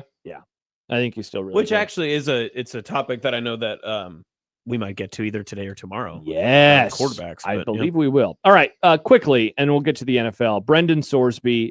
Will this lead to actual change? So that's my question. But I want to read something from Stuart Mandel. He says, if anything, Monday's decision opened my mind for the first time to the possibility of the conferences governing themselves, though only if they're willing to put some teeth behind their rules. If the Big 12 had a policy that a member could be sanctioned, possibly even kicked out for knowingly paying someone who gambled on his own games, would that be a stronger deterrent than an NCAA investigation that takes years and results in few to no consequences? Or would that just be the next lawsuit and we'd be right back in the same place? All in all, truly sad day for college sports. He says, might finally open some power brokers' minds to the thing every pro sport uses to set hard parameters for its rules and regulations, collective bargaining. And so I loved those questions because, could this lead to any actual change as the court system just continues to kind of, laugh and spit in the face of anything? What do you think? Could this lead to, the Big 12, they could do something. Yeah. They could suspend him if they wanted. Yeah. Will this lead to any broader change or no? Well, so you saying all that mixed with a thought that I've had for the past couple of days, but I wanted to look into it more, but I think it's pretty cut and dry the more I've thought about it. So I will follow a question with a question to you. Awesome.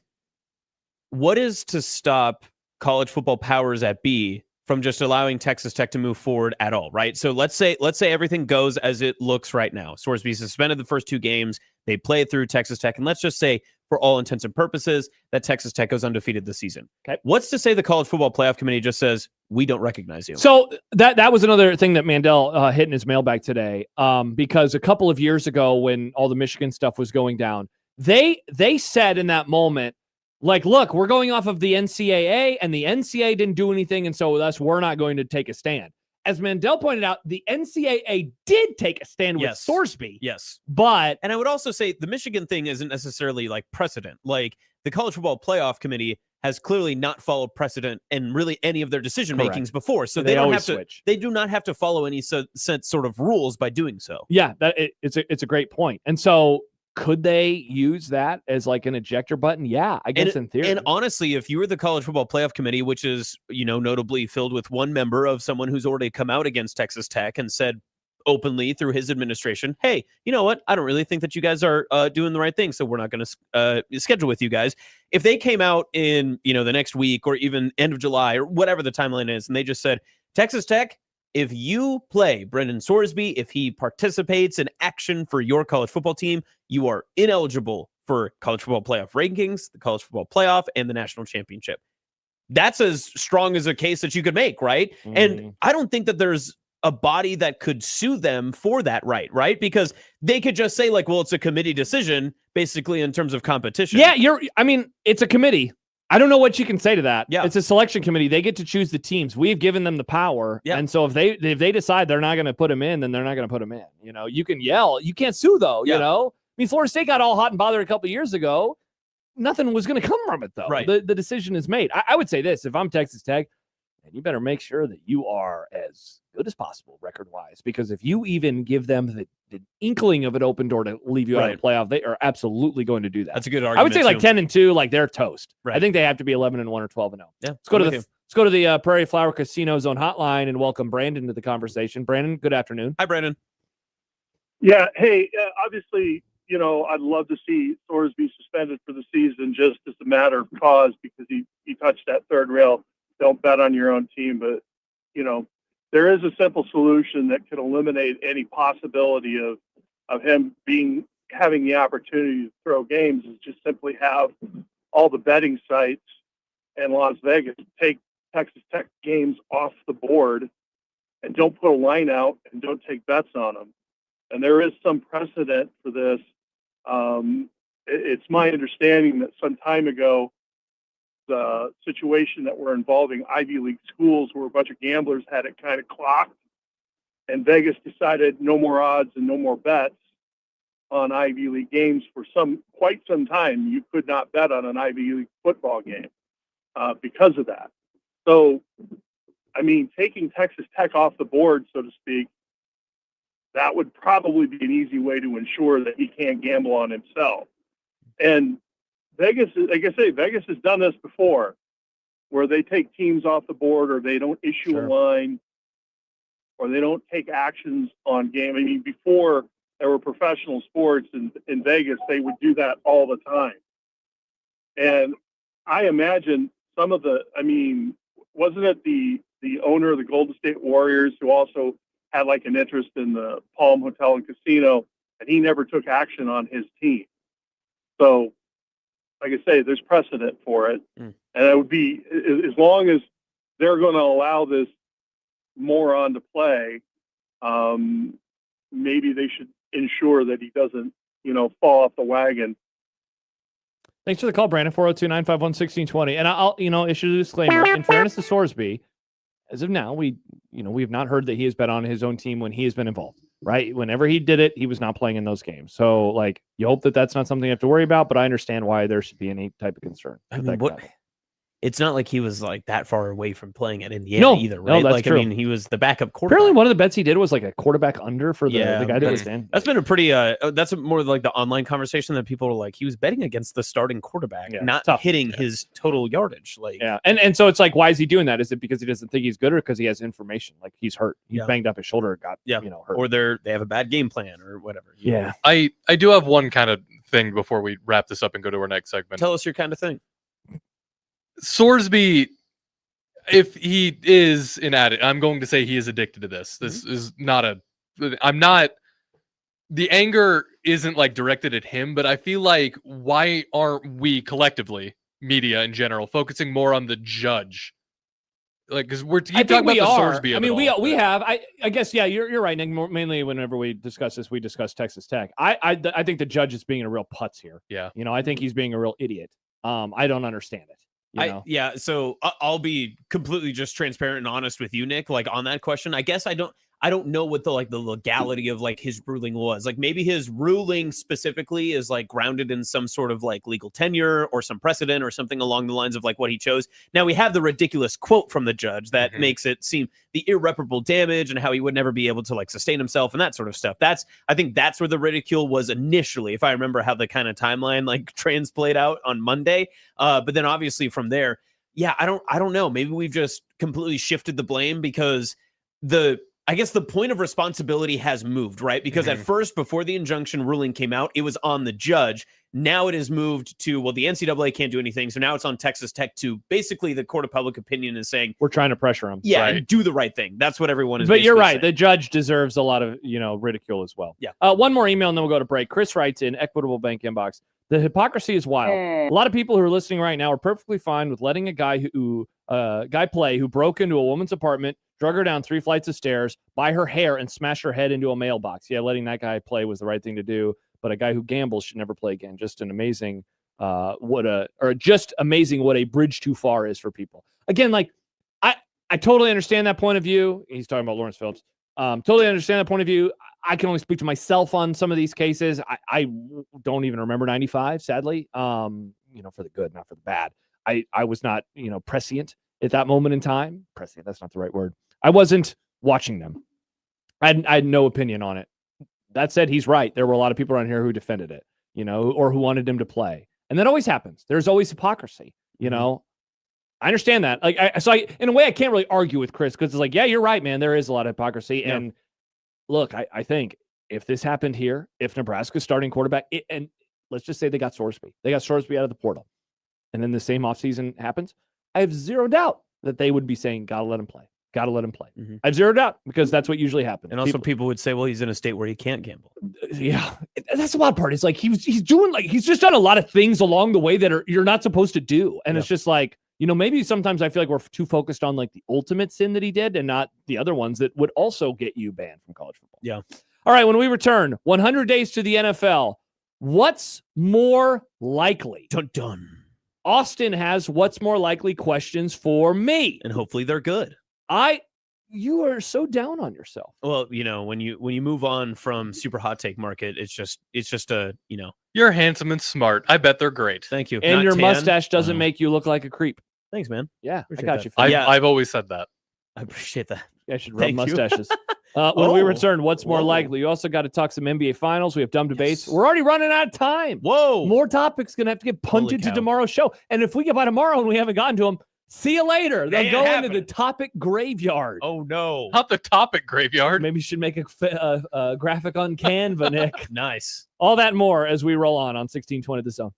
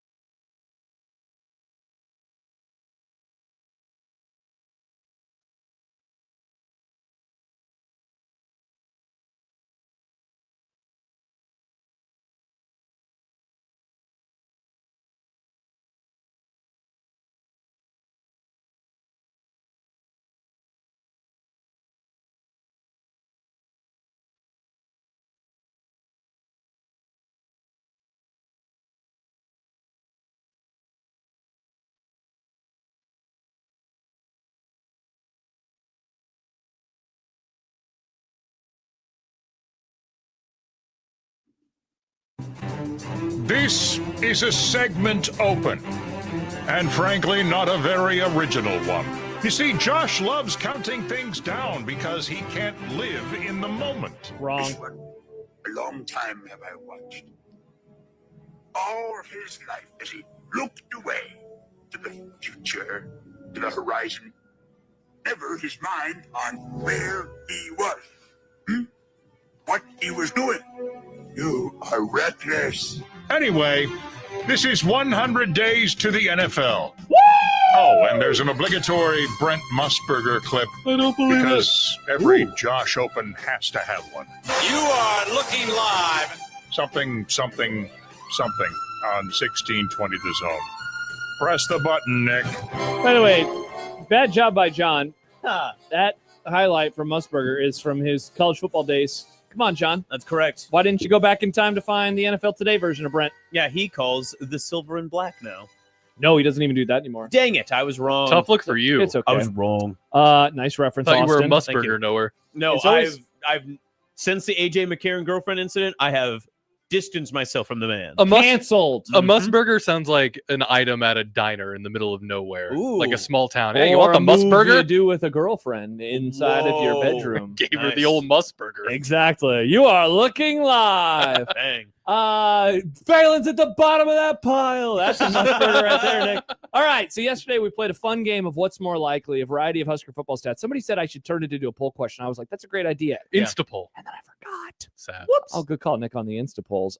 So Austin said, could I do that for the NFL? And I said, hell yeah, that's one less segment for me to prep. I'll do more College World Series stuff. And so here we are. I said, can I do that? Can I do that? Which is what you always want to hear from your coworkers. You know, like, hey, can I take that on my shoulders instead of putting it onto your shoulders? I love it when coworkers say all the that. time. Yeah. Yep, exactly. We're all coworkers here. So we are. So Austin has a what's more likely for the NFL. NFL. Because you're right. I didn't really answer him yesterday. I was just kind of forcing you to answer him, and Yeah. I give a couple opinions. Yeah, You and interrogated and I Austin. wanted you to be able to answer a few for your favorite sport in football. God, I love the NFL. It's right around the corner, Nick. I mean, Yes! teams are reporting here soon. Yeah, if the corner was like 5 blocks away and you were walking at half a mile an hour, it's around the Interesting. corner. What is it? Interesting. Seahawks, Patriots. What's the date? September 2026. No, That's September 9th. I think we're less than 3 months to go. holy cow, so a long. trimester. Oh, man. Good call. We're about to birth an NFL season. That's a quarter of the year. All right, Austin, let's Is that kick how this. babies sound? Sure, why not? All right, so Miles Garrett was notably in our conversation with Eric earlier today. So I wanted to ask you about this, and I went through Miles' stats. You'd be shocked to find out what his season average, if For you were to sacks? take all of his sacks, are. Do you know what it is? 16. It's pretty good. It's close, but which is more likely? Again, playing the high end and low end of this. Yeah, So I yeah. tried to average out. Low end, John. Suck it. This actually is a really, really tough exercise. Trying It to is. like make Just sure that you don't give ridiculous stats on either way. Answering it is difficult, but putting it together, I think, might Yeah. actually be more difficult because you're trying to find a nice high end, but not too low of a low Right. end. Yeah. Okay. So here's what we got. Miles Garrett. What is more likely? 17 and a half sacks, 20 tackles for loss, 4 forced fumbles, Oh. or 8 sacks, 12 tackles for loss, 1 forced fumble.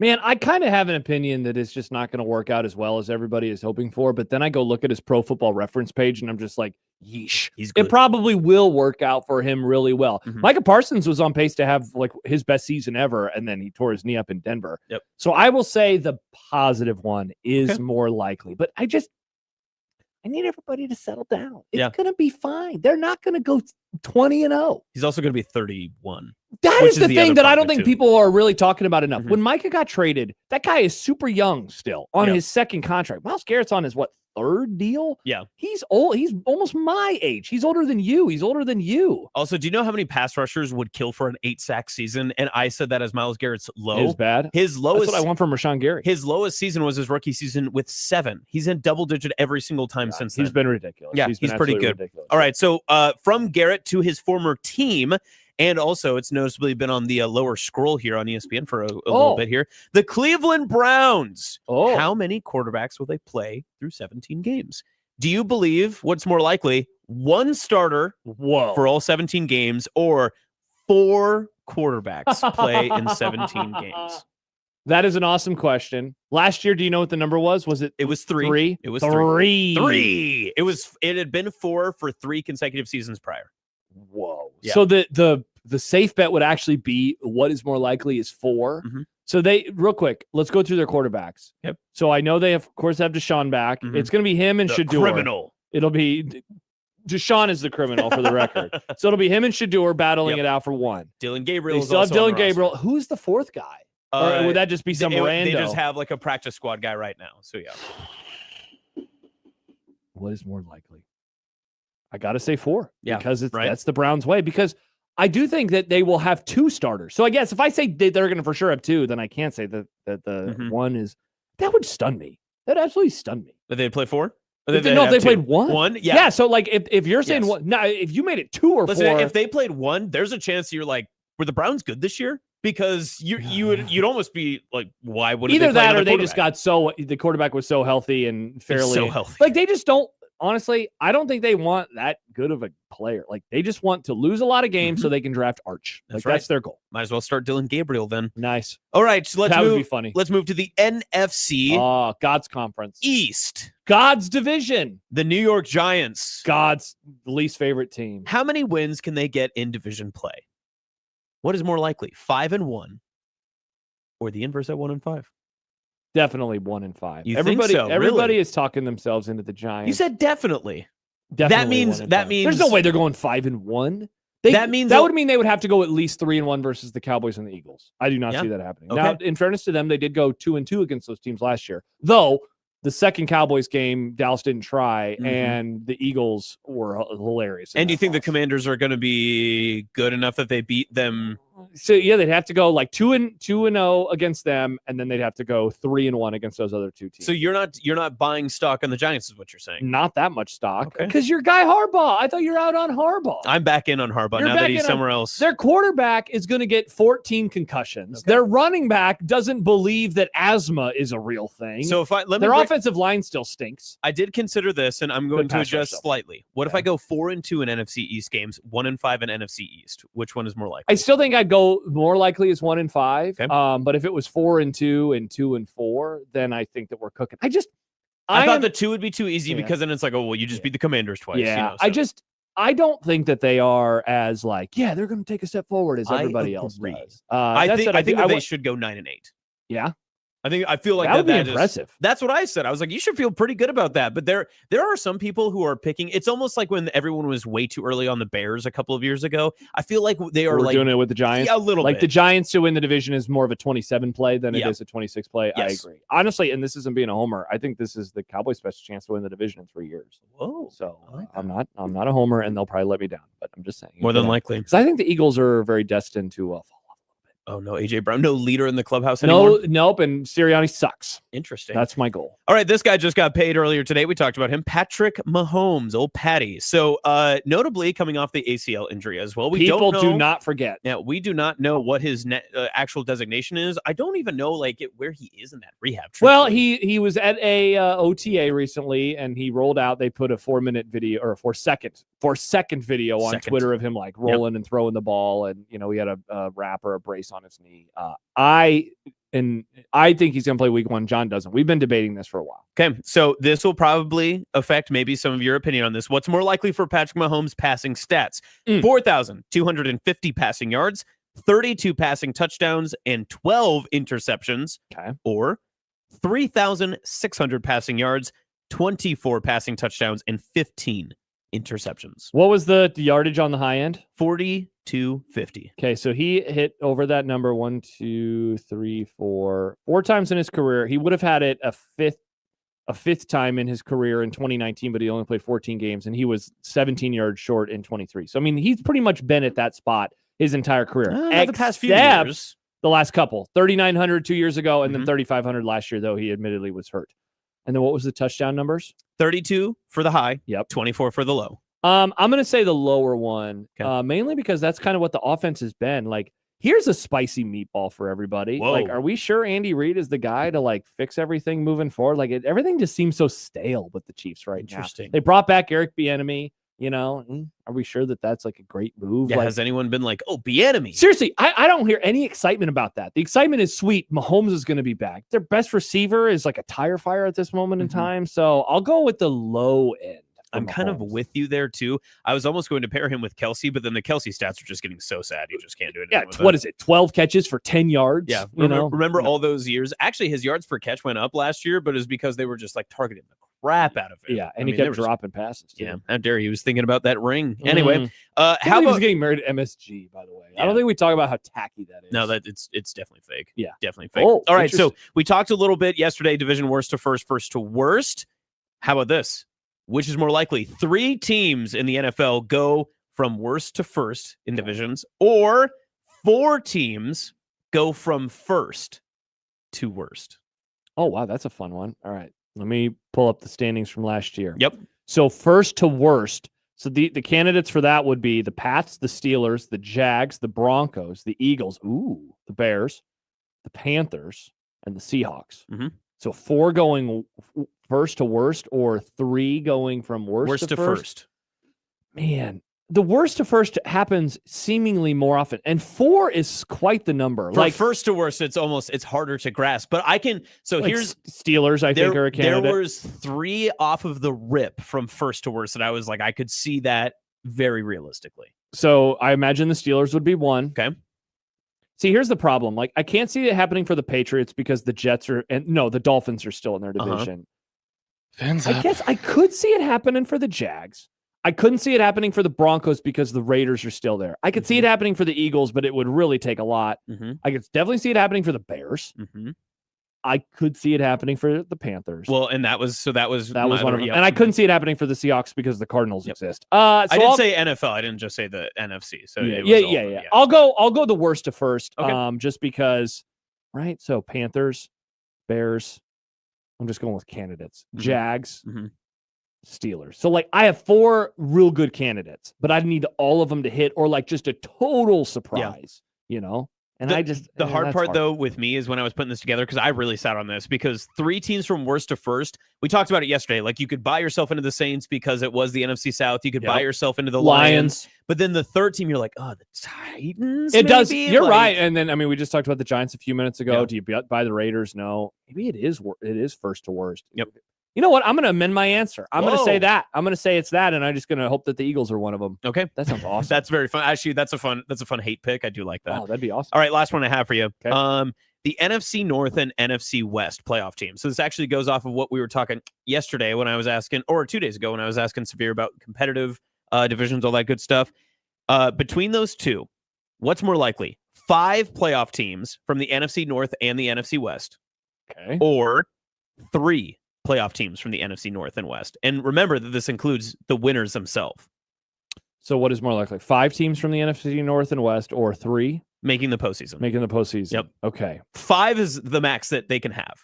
Because you need 2 division champions. Because that would mean the NFC East and the NFC South both have their division champions represented and no other teams. Okay. So, I mean, last year, that's what they had, and it was Bears, Packers. I mean, like, man, the NFC North can definitely, carry their own weight. I think the NFC West is going to take a tiny bit of a step back this year. Where just like the North did last year. The North was insane 2 years ago, and then it took bit of a step back, and they still got 2 playoff teams. But 3, so if you got 3 combined, that would mean you would need 4 combined in the NFC East and the NFC South. See, it's a double-edged question because, you can look at the strength of those, but like, do you really think 2 teams from the NFC East aren't going to be like in playoff contention? See, that's the thing. I can definitely see 2 teams from the East getting into the playoffs. If you look at the last decade, it's happened multiple times a lot. I mean, the Eagles have made the playoffs every year since they hired Sirianni, and the Cowboys made it in 21, 22, 23. The Commanders made it in 24. So they've had 2 teams in the playoffs in 4 out of the last 5 years. They had 3 teams in the playoff in the 2022 season. So like that could definitely happen with them.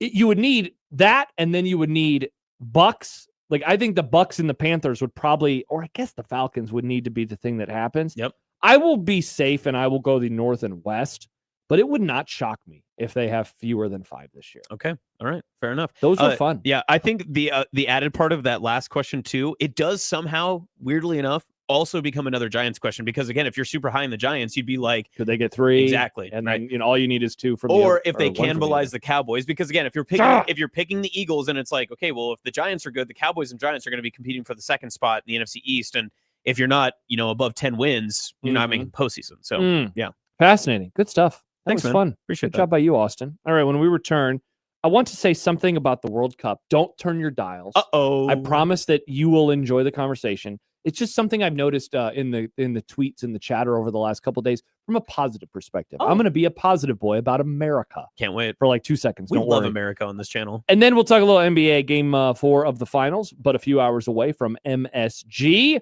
It seems to be a bit more normal of an atmosphere tonight. So we'll talk about that. They game. canceled all the watch parties again. I heard that. Joey said that on the show this morning. Yeah, isn't that crazy? Well, it's because they were like fighting Spurs fans or something. Yeah, they what were on beating up earth? people. Why do people have to be so mean? Well, they're New It's a Yorkers. great question. Yeah, why can't you be nice? Look, all right, when we come back, let's celebrate America. Also, stop being so mean. Yeah. Nice. Jinx, you guys both owe me a soda. Haha. Coming up on 1620 The Zone.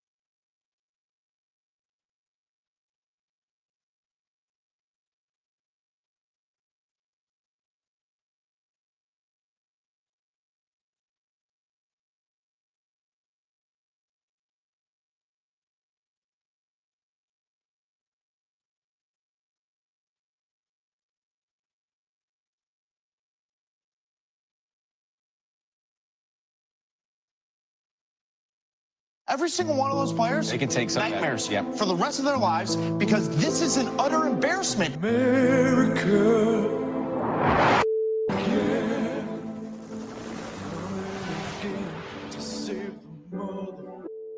And the discussion after Brazil, Max, was can we beat the Colombias and the Belgians and the Argentinas of the world? You kidding me? We can't beat Trinidad on a field that's too wet and too heavy?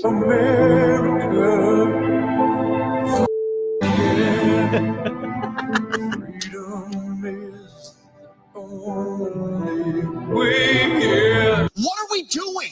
What are we doing? What are you doing? What are you doing? Iceland is the same size as Corpus Christi, Texas, or Anaheim, California. They can figure it out. How can we not figure this out? How can the United States not figure this out? Terrorist, your game is through. Now you have to answer to America.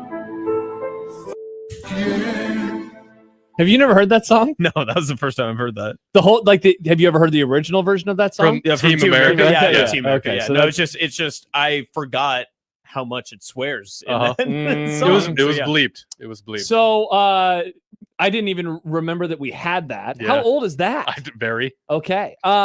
So World Cup starts tomorrow. Again, this is not going to be a long segment about the World Cup. So please don't turn the channel because we're talking about soccer. Yeah. One of the coolest things, in my opinion, that has happened over the last few days is all these people from other countries coming in and discovering the weirdness about the United States, but the fun weirdness, not like, oh man, gun violence. Like that's not fun. It's not fun. I You're just wanna right. make sure. Why'd you laugh then? Yeah, Because it's such an because you're a out-of-pocket thing to contrarian. say.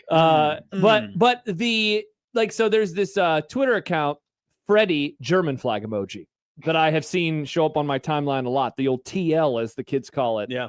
And Freddy German flag has been going around and Which German flag? the current one, not Okay, the good bad one. They Not don't the have bad the real bad one from the 30s in here, thankfully. It's also illegal in Germany. Whoa. They have to People- censor some video games. People do not forget. So went to Waffle House the other night. It was like, we're at Waffle House, you yes. know? And geez, making you tired. I said, don't turn the channel. My bad. And Don't yesterday, get eepy. Freddie went to Auburn because they had a friendly last night between, I don't remember, I a like team that it's and called the friendly. Ain't nothing friendly about it. son last night, like Finland and somebody else, I think. Yeah. And I saw this tweet that just said, "There's an eagle flying around the stadium," which was awesome because like It's also Auburn. So. there are so many, and that's the thing, because a lot of people were like, "War Eagle, baby," you know, and like we have in this country, there has been, you know, so much. This is not going to turn into a both sides thing. Please do not hear it that way. But like we're arguing about everything right now. Like it very much sucks in a lot of ways. Rights are getting taken away. It kind of is terrible. Yeah. But like these things, this guy like discovering a Buc-ee's, you know? Yes. I think it's I just saw that. Yeah. Yeah. He was at a Buc-ee's earlier today. He's like, this is a gas station? Yeah. Did you see the guy who found Portillo's cake shakes? No. That guy rocked. See, and so like that's the stuff. Like apparently they are in their fourth state of the trip. This was a half hour ago. Florida, the Sunshine State. It's so hot. We need to get to the beach immediately. Like pretty cool. And so, you know, again, we offer a lot of bad, but there can be some stuff that's fun. Yeah. And weird. Argentina. Thank you. That's the answer. Wood Africa. Yeah. So I think- Argentina, because yeah. Messi scored a goal last Yeah, night. you're 100% right, because it is one of those things too. And it's so weird and just silly, like the example that I'm going to use this as. But, you know, sometimes like we get so into everything else that's happening around us and you feel so powerless to like the conversation that can be going on, or like what your role and involvement in certain things and, you know, certain tragedies or whatever the, you know, case is. And it's just odd because then sometimes you just are like, you know, I have this thing that I have planned. I'm excited to like go on it, but like, oh, you know, the state of the world, my work, like all this other stuff. And then you like go and you're like, wow, the world isn't so bad anymore, right? Like you just like go and you go to the beach, or you go to the mountains, or you go to Chimney Rock, or you go to something like that. And I've been twice. It's very funny just to see people from not in this country taking that, but using it in like American terms, where it's like, we went to Waffle House, we went to Buc-ee's, and it's beautiful. Yeah, that's right. It's hey, like the check out- most mundane things to Yeah, us. exactly. Yeah, well, look at this weird American thing. Wow. And it's those types of restaurants. Look at this drinking water that I don't have to pay for. Can you How believe fun. that there's an entire restaurant about pancakes? Yeah. Wait, you have to pay for healthcare at a hospital? Like, they get to Oh, find out yeah. about all the weird, crazy stuff that we have to offer. So I don't know, like, how excited people aren't for this World Cup. Like, there was a question from Dunko. Do we think there will be a noticeable boost in youth soccer interest like the last time US hosted the World Cup? I don't know. Like, because I there's a group chat that a bunch of my friends have that I left because it was a soccer group chat and it was just too busy all the time. And I just don't like soccer that much. And I asked one of my buddies, I was like, hey, are everybody excited? And Is he it was like, buzzing? and he was like, I mean, yeah, but like kind of not because of, again, the waves arms around of everything. So it'll be interesting to see. I don't know what kind of excitement there's going to be. Yeah. We'll see. Yeah, It starts tomorrow. I mean, America plays Saturday. Are they're letting players and other teams into the country yet? Yeah. Well, I hope so, Nick. There That's a hasn't good been- question. I don't think that's Just been the an issue. official, Yeah. the official so far. Yeah, and probably a lot of fans. So the World Cup starts this week. I don't know how much we'll be talking about it on the show, but I just wanted to highlight the random people that are like, "Wow, look at this gas station!" Yeah. Like that's pretty fun. Can you believe they deep fry Oreos? I hope- Also, can you believe Oreos? I hope somebody goes to Joe's Kansas City, the original one down at the gas station in KC while Yeah. they're down there. And it's like, what? This is really good. Maybe they'll go to the Platte City Quick Trip on their way Maybe down. they will. Mm. All right, NBA Finals Game 4. So we discussed at the end of the show yesterday what was at stake. And I thought that the game very much lived up to what was at stake. And remember, we talked about it yesterday because we didn't talk about it on Monday. Whoops. And all of the things that I had written down, I thought played out extremely well. And so now You should do the same bit, but tomorrow, so that way you can be right again. that's true. But instead, I will read you my thoughts today and we'll see if I end up being right. So, big picture, I think there's a lot of interesting stuff that's happening right now with the finals. Wemby and how he is like slowly or maybe quickly turning into a villain, which I think is good, by the way. This is not a diss, like, oh man, he did that to Brunson. They need to fire him. Like, no, it's good that he is not just like this perfect child that's playing basketball. So you got that going on. The Brunson usage and how it is way too much. And everybody knows it. And they got to figure out a way to get the ball out of his hands. I heard a stat on a pod today where he is dribbling. He's dribbled like 1,500 times in the same number of minutes as what's his name for San Antonio, who has like 800 dribbles in the same amount of time, basically double him. It's like, okay, they got to get the ball out of his hands. And because of that, Cat's lack of involvement in the fourth quarter, 0 fourth quarter points. And I believe the stat is in crunch time. He doesn't even have like any shots at this moment in time. So like they're not getting him the ball, even though remember after game 2, some people were like, man, that guy's playing like he could be the NBA Finals MVP. So I wondered after or before game 3, I just didn't talk about it, but I wondered if like how pressure filled it felt for the Knicks, because even though the usual sentiment would be like pressure's on San Antonio, if they fall down 3-0, they're cooked. I viewed it as like if the Knicks lose and suddenly their long winning streak ends and now they're up 2-1 and they're coming back, like these games are so important to this city and this arena. And like now I wonder what tonight looks like. I think tonight, if it gets to a game 7, that will be the most intense game of the series. I think tonight is probably number 2 for me, because I think the series moves in a direction where the Knicks are going to be the champs, or I think it's 2-2 and it's very much game on, and I think everybody knows that. Well, game 3 was so close to a coronation in terms of environment, in terms of build-up, in terms of all that, right? Because you were right. It felt like it was like, hey, listen, they're already here. It doesn't matter. As long as you win game 3 with this crowd and this, environment and this arena and everything else, you just do what you're supposed to do. We're going to win. It doesn't matter how long it takes us to get there. We're going to win because we're up 3-0. But now it feels almost the opposite. And I agree with you. If it gets to game 7, I don't know if intense is the right word, because if it's at like stressful, listen, there's going to be some ants and some pants when it comes to how the people feel in that. Game 7s are always like notoriously under always hits. Like they're shooting bricks up. It's not bad basketball, but it's not always perfect basketball. But I think that there is something to say too. There's that part about that long winning streak. And I don't want to get, I'm not a high level athlete. I'm sure that they've been locked in from the very beginning. I've heard all the, Brian Windhorst reports and whatnot, that he goes to the Knicks practices and he says, these guys are super locked in, that they, aren't looking away from the prize, that even a loss isn't deterring them and whatnot.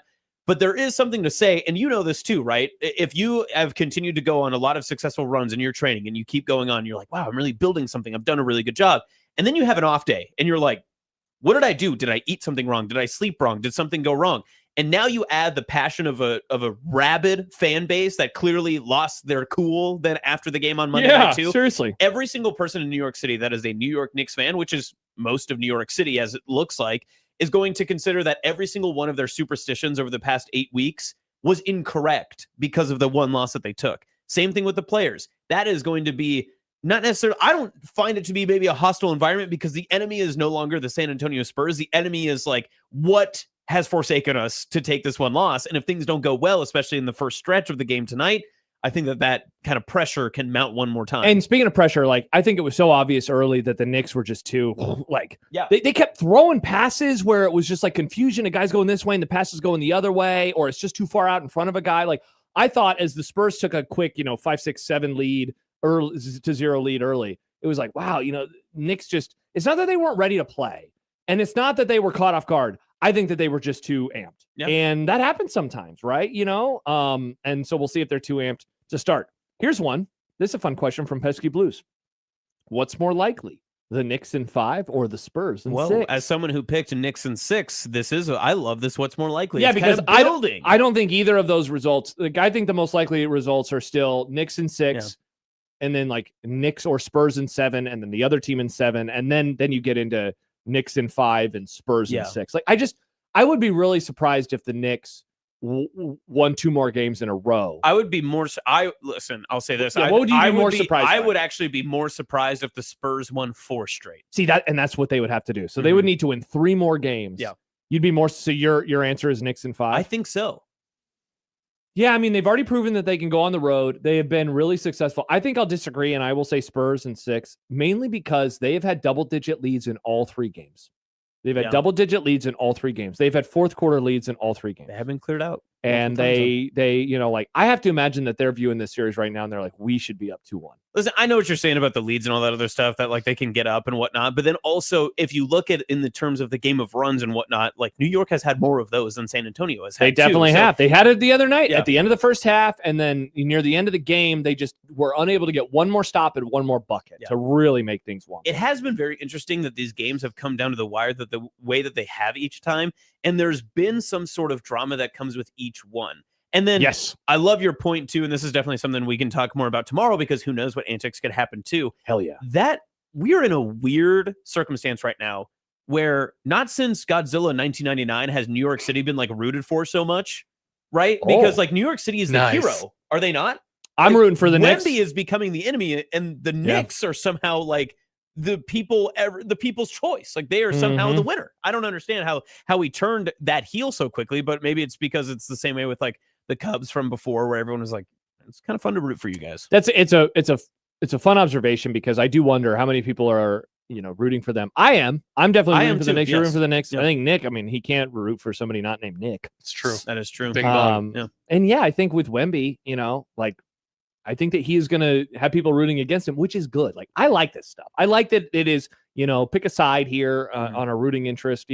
Like nobody cared about the Thunder last year, and now everyone's like, F that team. Like, screw them. The NBA, and this isn't like a polarizing hot take by any means, but the NBA is so much better with villains. But the NBA is not great when it has like how nerdy should I get here, Nick? Like how into comic books do you want me to be here? Very. Okay, so like you don't want the NBA to have like a Joker level like villain. You don't want the one villain that like stands above the rest and is like clearly the better, like the antithesis of whoever the good guy is. You want also like, the Joker plays for a different team, right? You want like the Spider-Man villains where there's like 15 of them and they're all like pretty good, but you can root against all of them, right? And like you kind of want Victor Wembanyama to be that number one guy, but then you want more of the villains everywhere else. So that way it's easier to root against. If you can combine the Spider-Man villains and the Joker, you'd have all of the villains.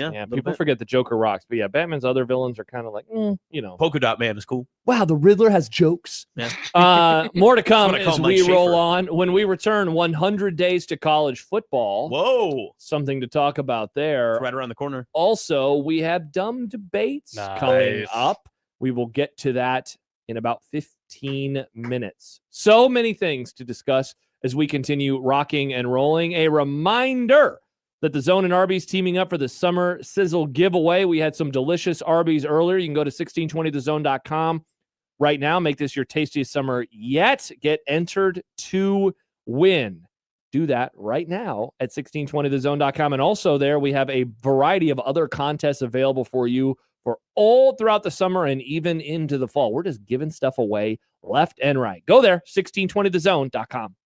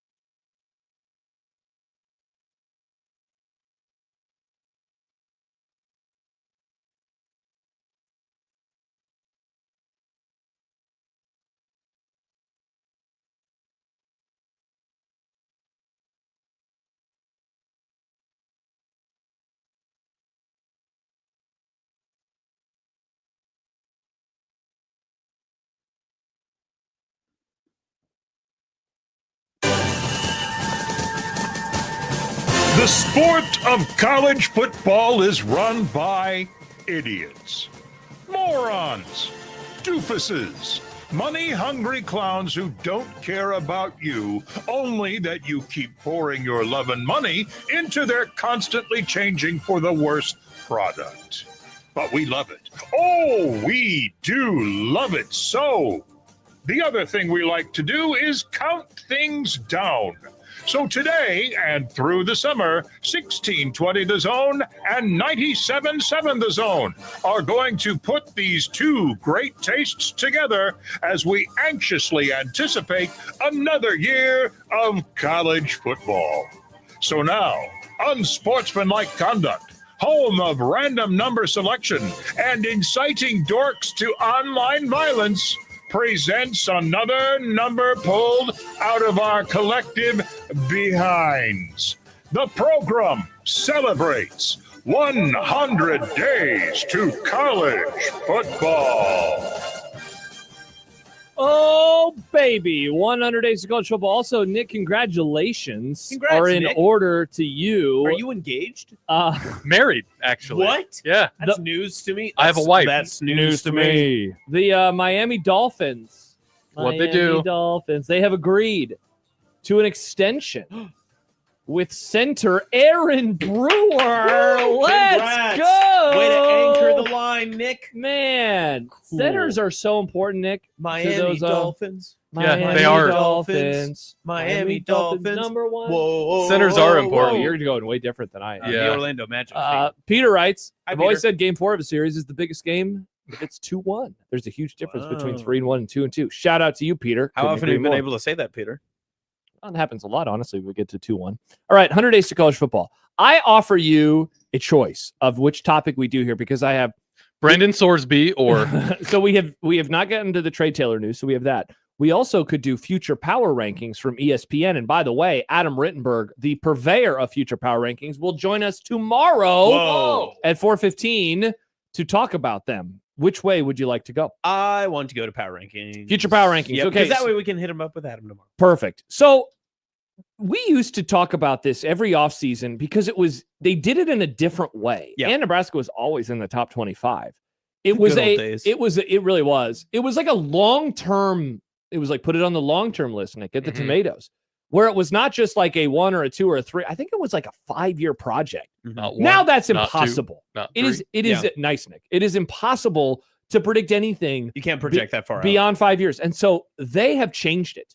They are now going through 2027. Whoa. So this is only a 2-year view of the sport, It's crazy. which I think is honestly solid because of how roster a construction year and a works half now. at this point. Yeah, Oh my God, Nick, you're absolutely correct there. you ain't wrong. The last team, and they did all the power teams, all 68 of them. Nick, Mhm. do you want to guess who is last?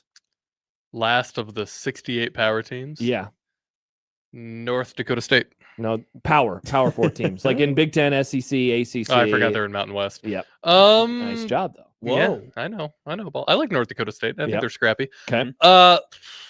I don't know anymore. I don't know which teams are in the SEC because the SEC has flooded themselves Okay. with so I'll many tell other you, teams. it's Boston College. I don't believe it. Boston Okay. College 68, Purdue 67, Stanford 66.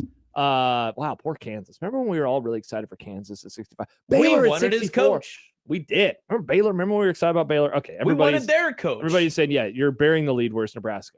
Have you read the story? I assume you have. Yes, I have. Ooh, let's guess. Oh, sorry. Can There I we guess? go. You can guess. Joey guessed this morning, and Joey missed it by 1 spot. Whoa. Yeah. Okay. 42. Whoa. That's what Joey guessed this morning. Really? But it's 43. Damn it. That's amazing. Nebraska comes in at 43 on Adam Brittenberg's future power ranking. Really good guess, Nick. Thank you. It's nuts that you both said the same number. We know ball. producers Almost speak no the same. ball. You know ball, but you're off by 1 spot. Mm. So Nebraska's previous future power ranking was 36. Uh-huh. They now fall to 43. So they dole this out in a variety of, would we say these are categories? Not so much. I mean, they're just writing about things. They write about the quarterback situation. Basically, it's, remember Dylan? He was supposed to be good. He Yep. wasn't. They write I love about how they throw Kenny Minchie in here too. That was very fun. Hey, don't mention it. Mention it. that. Damn it. That's pretty mean of them. Hey, remember that one guy who committed for a day? They also put it in the Kentucky part too. They made it very obvious. They're Hey. like Kevin Minchie, who was at Nebraska for a day. What a great 24 hours. I did like 3 videos for a YouTube channel. Yeah, I was going to was say, was he wild. in a thumbnail? Yes. Yeah. I made yeah. him the thumbnail. How Yeah. fun. Minchie Madness. Offensive line / defensive line outlook, roster management, star power, and coaching staff. So like they don't rank these on a scale of 1 to 10. So I don't really know exactly like, do they believe or not believe in the quarterback It's also situation? so weird. There's no running backs, receivers. There's no like defensive, like any of that stuff. Outside of the defensive line. Yeah, like in star power, Andrew Marshall comes up. Chambliss comes up. Luke Lindenmeyer. Malcolm Hartzog is mentioned in the roster management. Kenneth Williams. And these are guys who obviously left. Right. Owen Chambliss, that's where he shows up for the first time in this story. 43. They're behind Auburn at 42, Oklahoma State, who was just 1-11, or were they 2-10 last year? They good. sucked, and they're 41, 2 spots ahead of Nebraska. Duke is 40. Nebraska is ahead of teams ranked 44, Wake Forest, 45, UCLA, 46, South Carolina. How do we feel about this this number for the Skurs? I think part of this, and kind of sifting through the article itself, they definitely gave a lot of credence to schools that have new coaches or relatively new coaches. I think that they are kind of the positive boys in that sense, where they were like, oh, everything can always get better. But then when you had someone who's a little bit more established, and Matt Rule and some of these other coaches as well, they definitely docked them just a touch. So I'll admit I'm a little bit surprised at 43. And I don't know, maybe it is just one of those things, just being a little too plugged in here locally, being hyper focused on all that sort of stuff. But I stick to and attest to the same thing, that I think Nebraska is a better team than they were a year ago. I believe that, like in the roster and whatnot, but I don't. But the record isn't going to show it. Yeah, and I that's so hard to judge and how you want to do for future power rankings and whatnot. But you'd have to think that, okay, if the team got better year in and year out, the next year, you'd probably assume that they'd be a little bit better. But then again, who knows? So if we were going on a 1 to 10 scale in the Matt Rule era so far, what grade or what number would you ascribe to year 1? 1 to 10 scale. 10 being the best, 1 being the worst. Oh, okay. In terms of like how you think, a 4. how good. Okay, so Yeah, the number team number 1 is a 4. Okay, what was team number 2? Team number 2 would have been. I would have given them a. Jeez, yeah, 5. Yeah, I'd go 5. Yeah, 5. Would you have gone up to a 6 for last year, or would you have stayed at a 5? Ooh, all the way up until November, I would have given them like a 6 or a 7, and then I probably and then it drops back. Yeah, so is it a 5 again? I'd probably go 4. So it's 4, 5, 5, and then you view this though as potentially an upset. I think you could go up a little. See, and that's interesting because I was going to make an argument. I think you could make an argument that the first team was better than the last 2. It's just that the offense was so bad, but the defense was so good. But also, again, like if you look at it in terms of this, I mean, that first team, you had all these high hopes, and you bought in on Jeff Sims, and then right away, like the carpet was pulled underneath you. So that, like, the perception of that team from the beginning, that people forget how good the middle of that season was, where they were like, oh my God, Heinrich Harburg, the option. They went 3-0 in October. Yeah, and then November happened, and everyone's like, oh, the option doesn't work. Oh, you can't do this. Yeah, there was a shelf life on the Harburg stuff. I think I heard somebody say this the other day. Like the big sin from that year is that they were unable to beat Maryland. Like if they beat Maryland, you know, like the Michigan State loss to start November was like, that's annoying. The Maryland game was a tire fire. The Wisconsin game was a tire fire. Iowa game was a tire fire. Bad losses. Husker Homer says, does Nebraska have anyone who would start for a top 5 program in 26? No, the answer, of course, is no. He knows the answer to that question is no. You don't think like Andrew Marshall would? You don't think Elijah Pritchett would? You don't think? No, because like I feel like we're doing a thing that we do with Nebraska players a lot, where like, to go back to what you just mentioned about how we pay attention to them and we're always around them and stuff, like where we get we're like comparing them against past Husker players and not like the whole sport collectively. And so like Pritchett, I think has potential, but potential is not proven, anything. He is like a half season of good football, right? Like we're excited about him because of what he did for the last month and a half of last year. I mean, a month and a half isn't that much time though, so I need to see a little bit more. Maybe Marshall, that's a good call. He's pretty good. Yeah. And I do. Justin Evans. Yeah. I do like Justin Evans. I don't see, and I guess I don't know. I don't know what the starting center. And I don't want to go on to starting, and I made this argument yesterday too, but I think a lot of people, if you put Williams Nwaneri at the front of a bus and people were like, "Ooh, that guy stepped off first," 100%. A lot of programs would say yes to that. 100%. Jordan says 42 is a logical guess because it is the answer to everything. Jackie Robinson. Hitchhiker's Guide reference. Oh, damn it. Sorry, I read that. Wazy4 writes, in order to do these preseason ratings, you should be required to go watch a summer workout or practice, kind of like the Big Ten guys do. Okay, that's not what fair. this is. This isn't a ranking of the teams this season. It's just a prediction over the next couple of years. Okay, so let me ask you this part. So in the roster management section of this, they do reference, obviously, a new defensive coordinator, Rob Orich, and kind of how that all looks and whatnot, too. Is part of the issue that Nebraska is like in a mixed bag right now when it comes 6-7. Yeah, right. A mixed bag of its of kind of just like where its coaches are. I'm not even talking about the rule sense of it, right? Like they have the special team situation, right, which is like a complete truthfully unknown. Like you want to lean positive because you're like, it's kind of Eckler's guys, but it's also not Mike Eckler. But the defense, it's the same conversation I had before. You're like, okay, well, the defense will get better because they have a new defensive coordinator and new players that are on it. But then do you trust the offense to also get better because they have not shown that they take tremendous leaps under Dana Holgorsen and what we expected them to do, especially last year? So I am going, are you basically asking which like, will they be getting better at those spots? Like on just I guess I'm more asking, do you think that their placement is because of just like that confusion of like, well, they didn't overhaul the entire staff, but they got rid of some pieces, but not all pieces. I think, and I can't wait to talk to Adam tomorrow. I definitely think some of it is just Nebraska has not given you reason to trust them. Like Ari Wasserman, he wrote, I put it down on a sheet somewhere. Maybe it was for tomorrow, but he did a Big Ten power ranking for this year, just this year. And he wrote at the end of it, basically like, I can't trust Nebraska until they've given me a reason to trust them. And I think that's why they kind of fall in this area. Cause you're right. Like you look at up and down, like, yeah, why can't defense be better? Why can't offense be better? I definitely don't feel that way about special teams. I feel like last year was going to be better than this year is. The other ones, I can talk myself into it. I probably won't, but I could. But I think I think when people do these types of exercises, it is so much less about the granular stuff, and it is way big picture of just like, they just haven't done it. I heard Rittenberg on a podcast recently, and he kind of alluded to that. Like, we've been hearing forever that they're going to break through, and they just never do. You know, this is not a rule sin. This is not a Frost sin. This is not a Riley sin. It's not a Bo sin. It's a Nebraska sin, you know, and especially for a guy like Rittenberg, who is, you know, he made his bones covering the Big Ten conference for many, many years. He heard that, especially. They joined the league, and it's like, yep, time for us to own this place, and they haven't. And so I think for someone like him, and maybe I'm putting words in his mouth, I look forward to asking him tomorrow. Yeah. But I think that's why it is. Yeah. So Nebraska in the 40s, Nick and Joey guessing the exact same number. It's very funny. It's incredible. Incredible. Any other surprises for you just generally on that list? I mean, there's still like this sticker shock of seeing. There's a lot of ACC schools that are like, I don't want to say like super high, but like top 35 that I was like, is the ACC like that strong? Like, I didn't think about that. It was interesting how we started reading it, and there were some Big Ten teams early. Minnesota at 28 is a little bit, bit iffy for me. Notre Dame is number one, which I have thoughts, but that's fine. Well, you've got a couple minutes. Thoughts?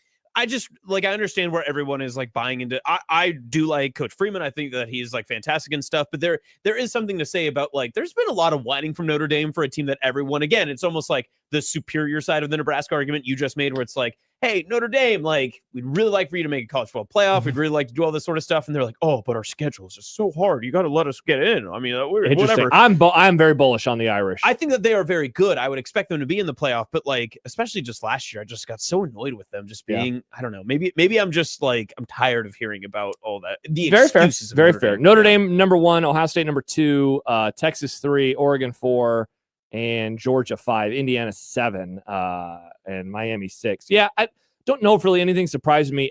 I think I was thinking about Notre Dame on my drive in today, and just how when I was growing up, I always thought Notre Dame is this team like from the old days that would never be able to win at the high level ever again. And especially like by the time I got into college, it was like, yeah, that is not the expectation anymore. And they have very quickly flipped that with Marcus Freeman. Yep. And I would say it'll be a disappointment if they don't win a national championship within the next few years. One of the more intriguing ones for me, and I don't know if we need to wrap this up and get to dumb debates here in just a minute, but I want to finish at least with this one with you. Penn State's at 17. Do you think Penn State with Campbell and everything that they have going for them in whatever direction you think, if we do this again, exercise this again next year, do they have a better chance of being in the top 10 or being out of the top 25? They're at 17 right now. What's more likely? Out of the top 25 this year. Yeah. This year out of the top 25. Okay. Brett in Minnesota says Pritchett literally did start for Bama, right? Yes, he did, but that wasn't a top 5 team. right? He didn't start for, or did he start for one of the top 5 Alabama He teams? would have been. I thought he started for the playoff team that lost to Michigan. but I don't think he started, and I think he started for the first Kalen DeBoer team, and that team was not a top 5 team. Yeah, So that's right, 9-3 team, notably. all right, when we return, you just mentioned it, dumb debates. I have many dumb debates for us to tackle, including one. Basically, we're starting to get a lot of would you rathers, which is or what's more likely. But we have one about music. Whoa. That I think Mr. of Music will very much enjoy. I like music. So we will have that when we return. Dumb debates on the 1620 The Zone Radio Network.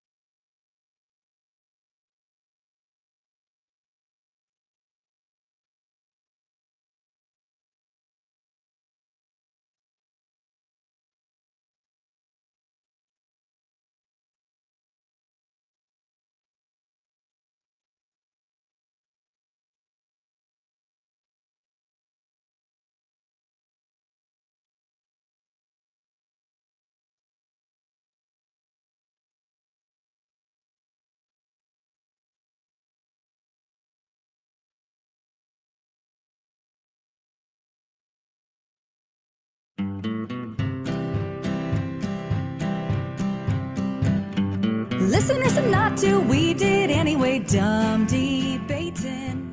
John's computer sucks, Macs are the only way. Dumb debating. Fullbacks are running backs, hamburger steaks. Josh is too dumb to eat a cupcake. Mayo in a vase. Does John like Nebraska or Creighton? Just three radio hosts on air, dumb debating.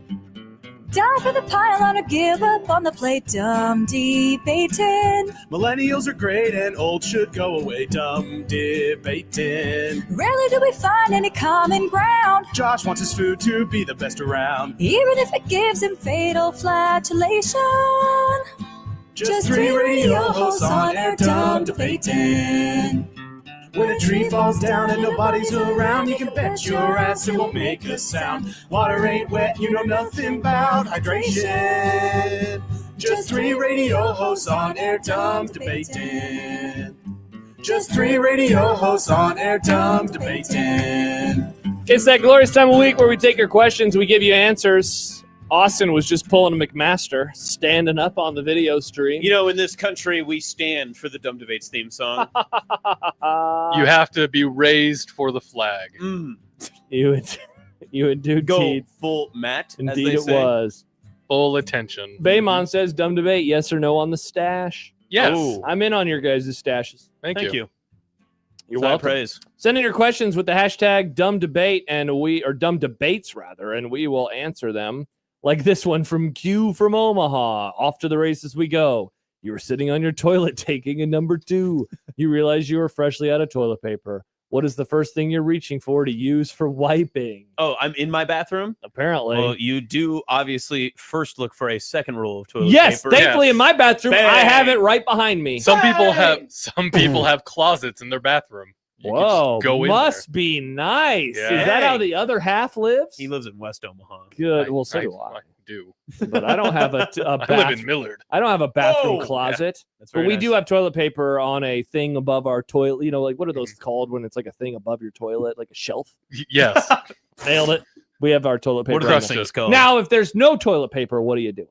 You look Are for there tissues, magazines? Do look for people have tissues. magazines in the That's bathroom the anymore? question. What do you Yeah. reach for? So What is in your?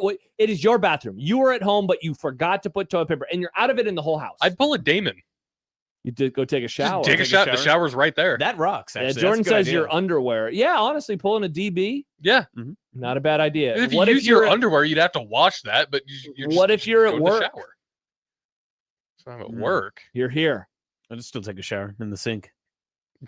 Sink shower. Yeah. Oh, Yeah. gross. So you might get fired. And for I would that. warn everyone and be like, do not So come in here. What if you flush the toilet so Yep. the water's clean, Yep. and then you just kind of use that to Lap it up like a dog? Yeah. Where your poop just was? yeah. So you're it's taking it clean and- water, clean Yeah, earth. listen, you can't Oh. convince me that that water is like clean, fresh away from like the poop that I just dropped. So it was a post-apocalyptic Correct. situation, and there was one single toilet with water. You wouldn't drink out of the toilet water? Gross. Yeah. All right. That is disgusting. Good. Way to start. Way Tay to start. asks, Hey, Tay. you're never able to listen to music again, or you get to listen to music, but it's only Weird Al songs. Oh, I would listen to Weird Al songs. That would I rock. know the words to many Weird Yeah. Al songs. That's fine. I guess Lego I took song. this to mean like every song is a Weird Al song. So like Beat Every It by song's a Michael parody. Jackson, which is a parody he has done, but it is, Eat it. oh, I guess it's only Weird Al. Yeah, maybe it is just it's just his music. That's Yeah. fine with me. He's got some bangers. I mean, Amish here's the Paradise, thing. much better I don't than really Gangsta's. listen to a whole lot of music, but if Kitchen I up the choose buddy, that, at least I turning have lots the of fun, option for raised upon on music. Monday. So Sugar I'll raised choose the another. Weird Al version just because Exactly. occasionally Yeah. I might want to listen to a song. Yeah. And he has a few songs that I like. Yeah. Yep. Amish Paradise. My this here Anakin guy. Yeah, exactly. All right, I think we're choosing Bang. that one. Okay, Consensus. perfect. What else we got? Pedro says, hi guys, dumb debate question. Hi, Pedro. Piggybacking off of last week's debate, do you think that people that picked teleporting last week would be fat and out of shape? Whoa. Oh, So we had this question about, what was it exactly, Nick? you could fly for like 100 miles or teleport, but with a 30-minute cooldown. Yeah, that's what it was. I think the teleportation also had a No, mileage I don't limit. I don't think so, because I just think it's an easy way to travel. It was basically about traveling. Like, how would you get to Chicago? You'd teleport there in like Right. increments. It's no different than using a car. Exactly. No, Pedro, I think that everyone would be okay. Yeah. As fat as we And are. it's not like you're going to lose weight flying. True. Also, Usually maybe get fatter teleporting. flying. Maybe teleporting uses calories. Whoa. It's like how it's hard on the body. It's like how I used to lose a lot of weight when I was a teenager because I had undiagnosed anxiety. Anxiety burns calories. Contrarian. You don't have anxiety anymore? I still have it, but it's been diagnosed. Have you thought about going to the doctor and asking them to undiagnose it? Oh, good point. Have you ever thought about just like feeling better? Should try that next time. You should. Yeah, just advice. Hey, when you guys get off of airplanes right away, do you guys shower? When I get home? Yeah. Yes. Okay, good. Every time. Airplanes are gross. I feel disgusting after traveling. I haven't used the most I've used. You haven't airplanes showered, Nick? ever. Wow. I knew it. Oh my God, he admitted it. The most I've used airplanes more in the last 2 years than I have probably in most of my life. And I mean, I guess, yeah, because it was just when we went to Vegas. I just feel like I have a sheen of oil on me. Yep. Every time. Just sitting in that recycled air. Yep. So I like getting clean. Alex writes, would you rather take a week-long tropical cruise handcuffed to a smelly, very small dog that hates you, or take a week-long tour of historic castles in Europe, but you get your ass kicked at every castle? I like the castle one. The castle one's just funny to me, so I gotta pick that one. What level of ass kicking is being doled out to each of us? I like to Very think good it's like question. it's almost like the Scooby-Doo movie where like the armor like comes to life and just beats you up every single time you enter a new castle. That's so fun. Oh, I Nick? dream for that. Well, I hate the ideas of a cruise because I don't want to be Seriously, you're in gonna the have middle of nowhere. You're gonna get the the water. virus. Yeah. Also, remember what was it? Hantavirus. Hanta. That thing did not have the clutch gene. That's right. Well, we brought it to Omaha and we It snuffed it out. disappeared pretty fast. Take that. I guess I'd get my ass kicked at a castle. I would love to see castles. I choose castle. Yep. Well, what about old Mayan pyramids?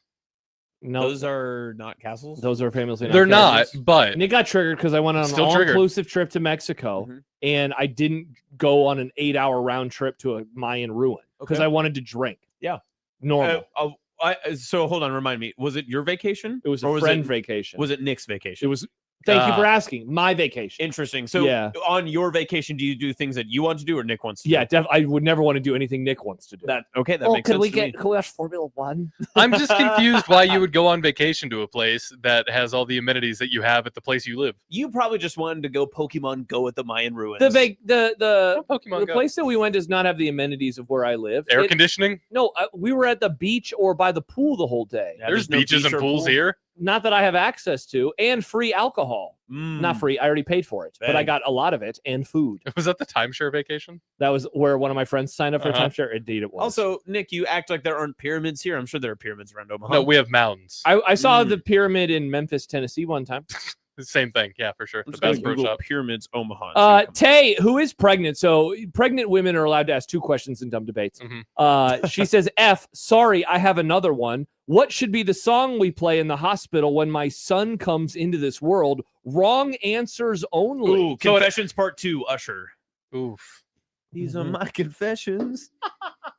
Just when I thought. What about the Weird Al version, Stuck in the Drive-Thru? Yes, that's a good one. I like that one. What about like a Kanye song from My Beautiful Dark Twisted Fantasy? Honestly, it'd probably All be of the Power. lights. It'd probably be Power because, Creighton. Oh, what about Black Skinhead from nice Yeezus? Is that what Yep. the album was? Yeah, that'll Man, work. that was when I was getting into Kanye. I'm not anymore though. Not God. into Ye. I loved that album. It came out 13 years ago, man. I was listening to it all the time. Unfortunately, I wish Kanye should have stopped everything after Twisted Fantasy came out. Whoa. Like, he should What have about just. Yeezus? He should have. I mean, Yeezus was good, but like he should have stayed out of the public eye. He should have just done that and then secluded. There was also the album that had like the same letter, like name over and over and over on the cover. Do you Oh, remember that yeah. one? There was a couple songs in there. There was like the Lift Your Arms Up. Dun, dun, dun. I'm not going to try to sing it, but it was good. But I'm out. Baymon says Slipknot, Wait and Bleed. Oh, that's a. What about Crawling in My Skin? Linkin Yeah, I know Park. it's crawling, but I call it Crawling in My Skin. Jordan says Creep. Which version? The Kid Choir version from the Social Network trailer. Wow. Yeah. You ever hear No, that I song? haven't. Oh, Nick, you should check it out. How about Like a Prayer? That's a Oh. good song. What about Like a Virgin? Like a surgeon, Weird Al. Oh, there you go. There's like always a Weird Al song. That's the answer. There's Like always a Weird Al. surgeon. That's Uh-huh. actually the best selection there. Fight says the Chili's baby back ribs jingle. Nice. Now, Good obviously, move. the answer is like, Something Unsportsmanlike insane. Oh, yeah. conduct on 1620 the zone. Da-da-da. Imagine coming into this world and the first voice you hear is Stibbs. Oh, that is the dream right there. I hope that Tay and Alex's child is born as that theme song hits at 2:30 on a weekday afternoon. Just K-O-Z-A. And she's like just yelling. Ah! Oh, Keena says Wreck of the Edmund Fitzgerald. That's a banger. great Oh, song. that'd be fun. Kyle says Into Club. Oh, by 50 Cent. How about a horse with no name? Oh, That's a very America. good one. I love that song. What about Many Men by 50 Cent? What a Fool Believes by the Depends Doobie if you're Brothers. curious about the dad or not. What about White America by Eminem? Whoa, Have you ever heard that song Till before? I collapse. Man, shout out to 2001 Eminem. I remember when I would go to like bars and stuff that had the touch tunes and someone would play Till I Collapse by Eminem. And I was like, you just watched the Modern Warfare 2 Call of Duty trailer. That's all that you did. You didn't pick anything fun. Keena says it's Raining Men. Oh, that would be good. Rain and May. Oh, interesting. Joey of Happer and Schaefer texts in the Happer and Schaefer Open. To which my Wow. follow-up would be, which one? Whoa, The summer one. edition Summer. or the OG? The summer tastes like ice cream. God, I love both of them. Another reference of Creep by Radiohead. Man, these are good. All right, good job. There you go, Tay. Many songs for you to play. Maybe play all of them at the same time. There you go. Yeah, a A cacophony. mishmash. Send them which ones you want. We will put them in an Adobe Audition. We will Yep, put them yep. all on top Multi-track, of each baby. other, but we're not going to sell these publicly, and so it is okay and legal. Your That's right. baby birth walk-up song. What you should do is you watch the back rooms and put it on as you go through your Oh, process. excellent reference. Have you Mhm. seen it yet? As you go through wait, your process. you did see it. I You technically saw it. Just You didn't saw see it it. in a You haven't seen it. theater. Oh, that's illegal. Mhm. That's illegal. What? Me? And Joey adds it's the OG version. You're up and it's still dark. That would be perfect if you're in labor overnight. Whoa. I remember when I Good pick. found out I was born at 8:24 a.m. I was born at 8:23 p.m. I was born at like 9:30 a.m. So I always thought We're 'cause only a few years apart. my brother Caleb, my younger brother, is he was born at like 3 a.m. Mm-hmm. And I remember the first time I found that out, I was like, look at me, better child. My mom got to have me in the morning when That's she right. woke up. My mom had Not me during realize- business hours. Not realizing she was literally up all night Mhm. trying to bring my wonderful self into the world. And now I'm giving takes on the radio. Takes, Wow. Good times. but Great not question. in the morning. I hope. So you think their kid's going to be born on 1,400 hours? Oh, Tay, you better not talk Good about pull. military stuff with Nice. your That's child. right. She Let's adds, put on Saving Private Ryan for this one. dude, I think I might rewatch that movie pretty soon. Black Hawk Down. I've been jonesing for Saving Private Ryan. Tay says, thanks, guys. I really appreciate it. We got All right, you. We no got problem, you, Tay. Tay. No problem. All right, let's see. This is one that I had copy and pasted from last week from Dad. For this exercise, let's say you Dad. believe in ghosts. Okay. First of all, do you believe in ghosts? I do believe in ghosts. Yeah. I've seen one. Yeah. It was in a radio station in Holdridge. This place is haunted. I don't believe in ghosts. Okay. I'll tell you the story if you want. Let's save it for after dumb debates. Okay. Ghosts ghost do story, not too. have mass. They do not follow the laws of gravity. They float. They pass through different realms. All laws of relativity. Given this, they also would not follow the laws of time. Are ghosts time travelers? Whoa. Yeah. It would Bro, explain. how that's a high lot were to- you? Yeah, that's a lot to take. It in right explains why ghosts are always Victorian and never we never see a ghost dressed like this. now. Yeah, I don't think a ghost experiences time the same way we do. I don't Yeah. know if that makes them time travelers, but you know what I mean? They're It's like the planets on Interstellar. Like all the time is I'm different. going to rewatch that soon. It's Have I ever garbage. told you about my theory of that we're all living in different current moments in our lives? Whoa. So I'll explain it to you this way. Okay. And I swear I came up with this idea sober as Was this Mickey in the Mantle shower? at the end of his life. Was this on a run? No, this is like when I was in high school. Whoa. Okay, so if let's say right now Okay. I go to sleep, I'm like Austin, I'm going to sleep. See ya. You have like a ton of stuff. Nick has a lot of stuff to do tonight. That's right. He's getting ready for the College World Series. He'll He's be up working, till 1930. and he's probably like, "Gosh, time is dragging on." Meanwhile, I'm asleep and I don't wake up until 6 o'clock tomorrow morning. Right. So for me, 5:13 to 6 a.m. is, for Nick, it's all this time. Mm-hmm. My consciousness is fast forwarded. Nick is still in this moment in time. Right. Yeah. Are we sure that we're not all just living in different moments? There's an A24 film. It's a Casey Affleck film. It's called A Ghost Story. Okay. And I remember parts of the movie where it seemed like time was moving like really fast for the ghost. Like for him, he was just like walking down the hallway. But many people had moved in and out of this house by that point. But for him, it was just like walking down a hallway. Wish death upon me. So maybe it's something like that, you know? Maybe it just passes you by and you don't realize it. It's just like, oh. I think ghosts like to live in like fast forward, like the movie Click, and they get to choose when they pause and they can re-enter when they want to. Because then it's fun for them because they could be like, get off the time train and get back on the time train later. All right, time to get spooky. Crack, and then they like get moving, you know. If you were a ghost, would you try to freak people out, or do you think you'd be like a chill ghost? Oh no, I've told many people that like if I ever die, I'm haunting certain places. I'm coming back with a vengeance. Got a text from someone that says Casey Affleck should try not mumbling every line of dialogue ever. Well, that is true. Well, he plays a ghost, so he doesn't talk at all. Remember when he burned down his family's house? That was crazy. In real life? No, in a movie. Oh, that was what was that one called? That was the really depressing one. Really sad one. Yeah, I've only seen that movie one time. You know, they did a rewatchables for that. Manchester by the Sea. Yeah. Yes. Hello, Captain. I would no. Manchester it was in Boston. Manchester. All right. Jordan says, "Hey guys, so there was Jordan. a fire close to where I work that knocked out power to the surrounding area, including our building. Go home. This happened about 5 minutes before our shift ended. So my question is, when is the worst time to have something happen? No power, internet, gas leak, etc. That would essentially make you have to leave work right before you were about to leave anyway, or right when you get to work, whether it happened right after you arrive or you found out when you get there, or is there another time? Looking forward to your thoughts." So I've actually had this happen before where I was at a radio station when I was first part-time and I was in college and I was working in Lexington at KRVN. And they had a punch clock or like a time dial or something like that. And I remember I was doing severe and it weather. Exploded. No, I was doing severe weather coverage and all the power went out except for like the generator that like powers 880. And so I was like, trying to operate that. But then the power was still out, I think, in the building, and I couldn't clock out. And so I was like, oh no, what a problem. I'm going to get paid for all this. Well, the problem then became they were like, well, you didn't clock out. So you've been working for like 28 hours straight. Yeah, so I'm tired. And they're like, I slept this whole time. I'm a time traveler. Yeah, exactly. And so I think so then, I had that. So I would say like inconvenience wise, it's one of those because then you have to like, if it's a manual punch clock, then you got to go back. You got to prove your worth to the company. So what's your answer to the question then? That was the answer. I don't know where you that was just a story. I think it's actually best if you get to work and then something happens, because then you get to go home and you have the whole day ahead of you. I would much rather have that than the latter. I don't like the end of the day. That would suck. It's cool. like, I get to leave 5 minutes early. Yeah. I mean, like, look, I'm not going to say no to leaving 5 minutes early. But, Yeah.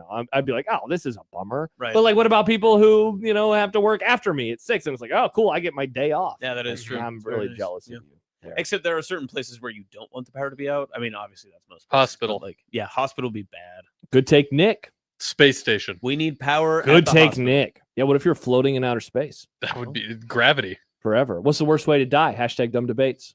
Oh, worst way to die. Snake pit. Number one, snake pit for me. I mean, besides like a slow, like getting tortured until you die. That's a fire. That's a I bet fire is the worst. Fire. Getting burned to death sounds pretty terrible. Because it would be fire. Fire is hot and hurts, but And it you doesn't could kill smell you yourself. instantly. Yeah, it doesn't kill you. But you smell good. Like No. pork, apparently. Oh, we smell like pork? Yeah, that's why cannibals call human log pig. Interesting. Why do you know that? Because he has cannibal friends. Oh, are they also contrarians? They go to Canada. You've never met them. Mm-hmm. They're like, this meat isn't rare enough for me. I'd rather have a person. Yeah, I guess like drowning probably happens faster than burning to death. Well, so drowning, you pass out first, right? I've heard with the lack of oxygen too, Yeah. you also experience a sense of euphoria. Yeah, you right get before die. hypoxia. Yeah. Yeah. That's cool. Yeah. It's like getting high. Except you're That's what- dead. That is what every drowning Dead. victim has thought. Man, this is cool. Yeah, but man, I feel like the This is water cool. would hurt. And then you're Yeah. haunting the ocean. Yeah. But then you also go through all that stress. Best way to go is actually probably like that little submarine that blew up. Seriously, you're like, hey, we're just hanging out with our PlayStation controller. and then it squishes. Not you. even it's a Mad Catz PlayStation. Although I controller. would hate for my last thought to be like, this seems a little off, little sketch. That would be funny. Hey, 720 something says, right. burning alive or falling to your death. What do you think about in the fall? I have thought of this many times before where it's like, if you have, if you did like the Red Bull guy jump, where he jumped from like the stratosphere or whatever sphere he was in, that doesn't work. You got a lot of time to be thinking about. Yeah, you get stuff, terminal right? velocity. And at some point you start like thinking about, you're like, I'm kind of done running through my life. Like my life has flashed before my eyes like 1,000 feet ago. Yeah, I wonder, like, what am I talking about now? Yeah, are you thinking about anything? Or are you like, I'm gonna miss, fried chicken, or are you just like stressed the whole time? Man, I should. Will the Cowboys ever win the Super Bowl? Halfway through the jump, you realize, hey, maybe I shouldn't have done that. Yeah, I actually regret this. Let's see. So I had one more save from last week from Chris. If a hypothetical NFL team fielded a 22-man roster of only players from one school, do you think that team could win a game against an actual NFL team? For example, a team of all former Alabama players versus the Cleveland Browns. Due to numbers, depth isn't included in this debate. So basically, you find, I think the first question you would have to do is, who is the best quarterback? Oh, so not Tua. That would have gone to, who would have played on a really good roster in college. So, like, I guess. So do you pick Miami and it's like Carson Beck as your starter? Like, or do you pick Joe Burrow because you get a bunch of LSU is guys? the real answer USC? USC USC's does pretty have- good. They got a lot of quarterbacks. I mean, what's the best combination of offensive and defensive linemen and then a above average quarterback? I would start there. But I mean, if you do LSU, you get Burrow, you get Chase, which they are already together, and you get Jefferson. And even if you go in like today's terms, you'd get like Kayvon Thibodeau for like your defensive end, like pass rusher. You get No, he was at Oregon. Oh, was he? Yeah, he was an Oregon guy. Who's the LSU guy then? Yeah. Never mind. I take it all back. I take it all Black back. Cat, Jordan both point out, what about Ohio State? So yeah, Ohio State, I mean, who's your quarterback? You probably go CJ Stroud. Unless you take Burrow, that version. Unless you take you could take Joe Burrow. Hey. Okay, Ohio State, now we're cooking because they have both sides of the ball covered. Yep. They have receivers, they have running backs, they have multiple quarterback options. I mean, the whole top 10 basically was all three levels of their defense this last year. Now, I know you don't want a bunch of rookies. But you also have like a really, really good offensive line too. Yeah. Fight says, are we doing all time or within a 5 to 10 year window? I took it to mean like at this exact moment. Oh, I thought he meant all time. No, so I I'm took sorry. it to mean, I was thinking like Orlando Pace. so like and no, all those like guys. My right bad. now, every player in the NFL who is Okay, from never one mind. school, and you have to pick that one Then school. no, the answer is no. The answer is no. They cannot. You don't think so? I don't think so. No. The closest you could get would be Ohio State if it is right now. If it is all time, greater conversation. So you don't think the best version of Ohio State, like no, Ohio State players in the NFL right now? I'm just trying to find this. Let's see. Okay, Ohio State. The offensive line alone would just get decimated by any defensive line in the NFL. So the quarterback, again, we already kind of figured it out. That might be tough. But you have multiple running back options. You have multiple receiver options. On the defensive side of the ball, you have both of the Bosas, and I know that they're not as good as they once were. You have multiple linebackers. Man, really, you don't think that it would be them? No, I'm telling you, strictly because these are all guys in the pros. Yeah. This isn't like could a college team beat an NFL team? Like strictly off of offensive line. If you take every single Ohio State player, they do not have an excellent offensive line. Yeah, and so then you would get decimated. But you have but you wouldn't because you have a really good defense. Sure, your defense would be really good. Okay, do you? It's really a 4-quarter really good? football game. Okay? So who's like your secondary, like through all 4 spots for the secondary? All right, so because I'm looking at and you list. get Caleb Downs, like Caleb Downs. Hell yeah, you want Caleb Downs. So here, future All Pro. So Lorenzo Styles, Denzel Ward. I'm just reading off defensive backs right now. Let's see. I'm just scrolling. Tanner McAllister. Household name. Yeah, Malik Hooker, Ronnie Hickman. Household name. Jordan Hancock. No, it's Herbie Hancock. All right. John. Maybe you're right. Yeah. Denzel Burke, Eli Apple, Caleb Downs. Let's go. Yep. I don't know, man. Maybe you're right. Ohio State, pretty good though. All right. So the answer, I guess, is no. I think Ohio State's the closest one you can get. I guess the answer is no. And you can get Fat What Zeke. about Georgia? Georgia. Because then you get all the defense. No quarterback. No quarterback. Because who would your quarterback be? Stockton. Yuck. It's like the Iowa Technically problem. Beck. You take Beck. Ugh. Yeah. Technically, Beck is a fun. That's a band name. But remember, teams Or like a Fox show. Yes. Like a Thursday night, 10 p.m. By the After way, and 2.5 minutes. Steve heard it wrong. He says the best players from college accumulation from the best teams would get effing crushed by the worst NFL team. It wouldn't be close. That's not the question. The question is not all of the best players from Ohio State or an all-star college team. It is Ohio State or Alabama or Georgia players that are in the NFL. Yes. If you built a roster of the best players from one school, could they beat the worst team? I think it'd be way closer than you're thinking. Like, if you have a great defense in the NFL and your offensive line is trash, you still win football games. You win games with because you have a great defense. No. It is possible. What do you mean? I'm not talking, but the thing is like, you're making this in NFL. You are talking in NFL terms. Like, we are not talking in terms of the same, like, you're talking like an NFL. Stafford's with Georgia. Oh, wow. Georgia might be. Yeah, never mind. Georgia, but then Georgia do you have enough skill players? Yeah. You got a great tight end. But on that same point, Thank in you. offensive line and like what I'm talking about, like the NFL's offensive lines, there are some bad offensive lines, whatever. Like you do not have 5 starters from one school that can make an offensive who is line. the best offensive line team that also does the other stuff? Right. Because, like, I don't want to say like Iowa or Stanford back in the day. It's like, I need all the other stuff. Yeah. But I think if you can start with a I'm hearing your argument. I'm hearing it. Because that's the thing. It's like, I don't need to win 35-30. If I can slow them down, if I have a defense full of all pro level players, and Georgia's guys are good, and Ohio State's guys are good. Now, the Ohio State argument, admittedly, is full of young players that I'm excited for. Yeah. But okay. You'd also just be playing the Philadelphia Eagles defense. If God, isn't that just depressing? Mm. God, those jerks. Those jerks. That was fun. Jordan says if only Bama had a QB. Bryce Young, excuse me. Yeah, Tua. Mac Jones. All right, that was fun. Mac Jones is definitely going to get traded somewhere, right? Where'd Jalen Hurts go to college? Alabama, but then Oklahoma. That's what I thought. Yeah, Alabama, and then he transferred to Oklahoma. All right, that was fun. Yeah.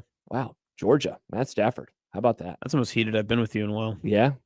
Got a little tense.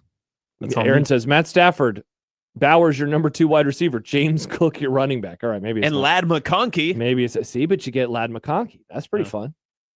Okay. The really white special guys. Oh, Would be yeah. very fun. White special guys. Yeah. What does that mean? Just very skill position players. very Is that the word skilled, you're looking very for? Skilled, very skilled. All right, when we return, it is time for content, which Nick, I proofread it and I sent it your way. Coming up in content, Nick has written questions about the Cleveland Browns. The the third time we've talked about them. Dallas Cowboys. Are the Cowboys worse than the Browns? Just society. People are asking. No, they're not. For no one, society, No one would who's ever worse? ask that question.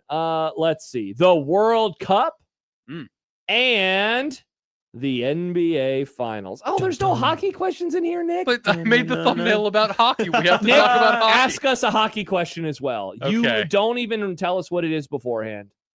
All right. All that and more when we return on 1620 The Zone.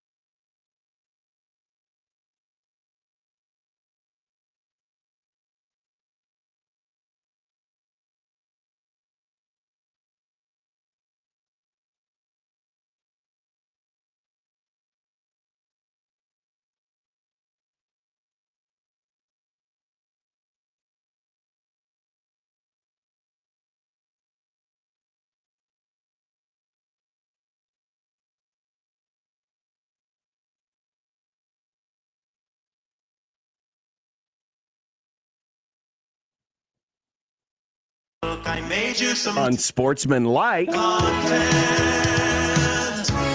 Unsportsmanlike content. Unsportsmanlike content. Content that's unsportsmanlike. Chief Reisel, remember to get to Austin's ghost story. Yes, we'll do that after content. So let's get right to it, Nick.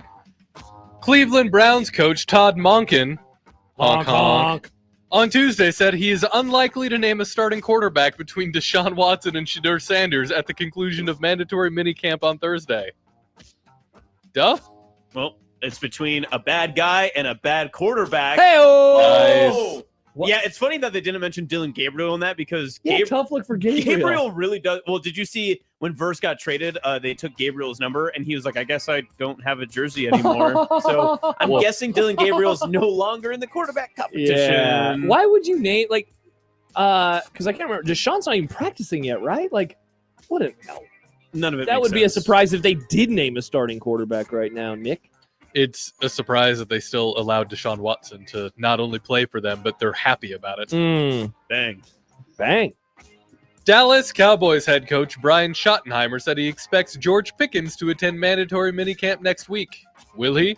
Should he? Well, if he doesn't want to get fined, he should. Will he? I don't think so. The discourse around this makes me think he's not going to, which I'll be honest, I'm a little confused by. He already signed the franchise tag. So, like, he has made that decision. This isn't hanging over everything. They have gone a step further than Micah did last year. So I just want things to be normal. Why can't my team just be a little bit normal? You know that meme of the lady in her car and she's like, why can't you be normal? And the kid's like, ah! That's the Dallas Cowboys all the time. Yeah. Yeah, I mean, God, it's depressing. I just hope that he turns back into the George Pickens he was a year ago, not only for your sake. Jumping over Carolina Panthers in the playoffs to go to the Super Bowl. off. Touchdown Pickens. The Cowboys are back. They're What 19-0. Didn't you lose to the Panthers? Yes, but they'd be back. Interesting. 19-0. He did score a lot of points on my fantasy team. Shout out George. Manny Navarro of The Athletic put together a column with his favorite offseason personnel move for every Power 4 football team in college football. His pick for Nebraska? The hiring of Rob Orich. Orich. Damn it. Nah. Orich. Can't be perfect every day, Nick. Would that be your pick as well? I think so. I think I'd have to lean that way. I mean, you have to kind of go. What about Mr. Pillow? Mr. Pillow. Mr. Pillow, Gideon Pillow Wade. Jeep? Meet. Oh, I Jeep, did Jeep. forget about Jeep. No, I still think like of the higher necessity need, like offensive line after we just had our big argument. I don't want to talk about it. Wow. You triggered, bro. That's all me, man. That's all me. Anywho, no, I still think it'd have to go the defense because if you're again looking like after the long term, if you're saying this is going to be a coach that we want here for a long time, Jeep Wade is a shooting star. You hope to keep him as long as you can, but Rob Orich seems like he's the type of guy that like, listen, if we can get 5 years out of Rob Orich, that means a lot of things went right for Nebraska. I want to play devil's advocate and say that it is Jeep Wade, but I am very bullish on Rob Orich, and I feel like that guy has a bright future ahead of him, and Nebraska is getting him. Maybe they're getting him like a year before he should be at this level, right? But it pays off for them big time in 2027 and 2028. Yeah. So, yeah, I think I would agree there. I don't think it's any of the players because I think it's just too boom or bust, with, in particular, Kalanger, because a quarterback would often be the pick for this, conversation. But I think it's just a little too boom or bust. And elsewhere, I mean, they've gotten offensive linemen, but, like, those aren't the biggest, what is it again, the favorite offseason? Like, I'm not going to be like, yeah, they got an offensive lineman. That's my favorite personnel move. Yeah, so, right. yeah, I think I'd go Orich as well. Nebraska ball has added Butler to their non-con. They'll play the Bulldogs on November 22nd at Credit Union One Arena in Chicago, home of the University of Illinois. Chicago. Be honest. You ever hear of this place? Literally not one time. When I saw the announcement, I was like, oh, that's where DePaul plays. Nope. And then that's not where DePaul plays. The arena size is very similar to where DePaul plays, if I remember right. So no idea. Can't wait to see what it looks like on November 22nd. What day of the week is that going to be? November 22nd. I'm going to say it's a Tuesday. Oh, on a Tuesday. Is it a Tuesday? It's on a Sunday. Oh, I won't watch that game. Oh, That's lame. NFL day. What Sorry, if the NFL Nebraska. Well, what if the NFL says, you know what, Nebraska ball, you got this one. Whoa, I'd say NFL, stop it. Knock it Come off. back. Don't go away. No, I just love the Big East tour that Nebraska is currently on. They're going to go to Providence, or they're going to go to a neutral site that's basically Providence, and then they're going to obviously play Creighton in Omaha, and then they'll now play Butler in Chicago, just like everyone drew up. Nick, did you see this comment from J-Man? Why can't they be normal? The Dallas Cowboys, smiles, and glory hole. Smiles and glory holes. He said it says it all. Gosh. Pat McAfee is doing his show from the Blatt downtown during the CWS. McAfee. Spoiler alert for me tomorrow when we do I Don't Care. Oh. Tune in. Is it going to get crazy? Brazy. Yeah, it will be brazy. Imagine how many Jell-O shots people will have to bring to him because those are two different locations. Now, are you going to get him on your little vertical TikToks? You know, what's funny about that is it's so interesting because I know, like, Annabelle Media is right now maybe listening to this, and she'll go, Austin. Hey, Anna. She'll go, Austin, Hi, you Anna. should go run after him. But then the other part of me is just like, Why can't she go run after him? Well, because she'll be in stadium doing actually Yeah, important Never stuff. mind. Josh. Good job, Anna. Yeah, it is one of those things that, like, yeah, it makes sense that, yes, we all should try to get Pat McAfee. But there's also the other part of it, too, that's like, I don't want to ask him anything that I couldn't ask a different West Virginia fan. I'd rather just get, like, a normal person's opinion. Hey, it's Bob. Bob, do Yeah. you make moonshine? Also, if you interview Pat McAfee, that means you would have to talk to Pat McAfee. That is true. Oh. Well, I don't hate Pat McAfee the same way that you do, but, who knows? Anything is possible. Yeah. What are the chances that Rule shows up at the Blatt? I feel like it's going to happen, but everybody keeps saying that. So maybe we're all going to be wrong. Yeah, Doesn't he have something going on? Is it because there's no camp this weekend? But battle. Oh, no, that's next week. I was right? going to say Yeah. the next thing is on the 20th. Have you ever known Matt Rule to pass up an opportunity to be seen by millions of people? Yeah, a couple of times. And you know what? In fairness to Rule, like it makes sense. You want to be there amongst the people. Yeah. I don't think you're doing any harm. It's not Yeah. like they're going to beat Indiana because he didn't go to the Blatt. Yeah. You know? I think there's also the perspective too, where, and I know obviously, like, you're making the joke and everything there, but there's also like jokey. He could just be going down to the Omaha, baseball village and just hanging out. Like that is a possibility as well. He'd just be like, oh yeah, I mean, doesn't have to go on McAfee if he wants to do that, but that's up to him. David texts into the show, David. 402-951-1620. He's like Trump in that regard. He has to be seen. Oh my God. Whoa. I bet Matt Rule doesn't fall asleep during important things. That is though. true. Rule stays awake. These are toasted. The World Cup kicks off. Get it? Kicks off like soccer. nice, like Because they soccer. kick the ball in Good soccer. job, Nick. Tomorrow in Mexico. What level of interest do you have in this year's tournament? Well, it stinks that the thing starts and then I'm busy for like a week and a half. True. So I would be more interested. I can't wait to see the stadiums that I recognize on Saturdays and just Sundays on my television over the course of the next month.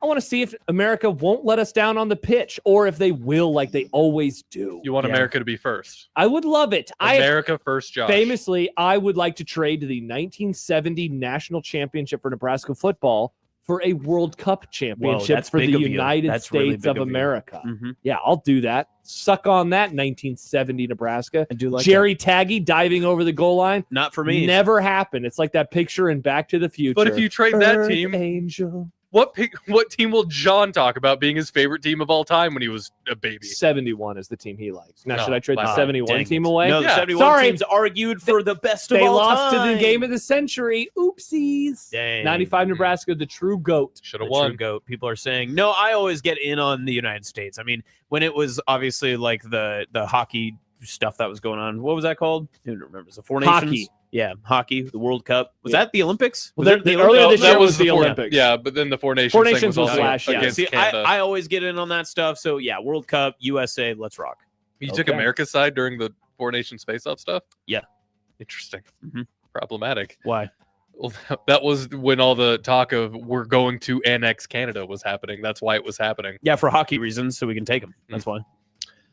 What do Sam writes, Jerry Taggy, Packers loser. Nice. What do we think of the New York Post front page for today's paper? Good question, Nick.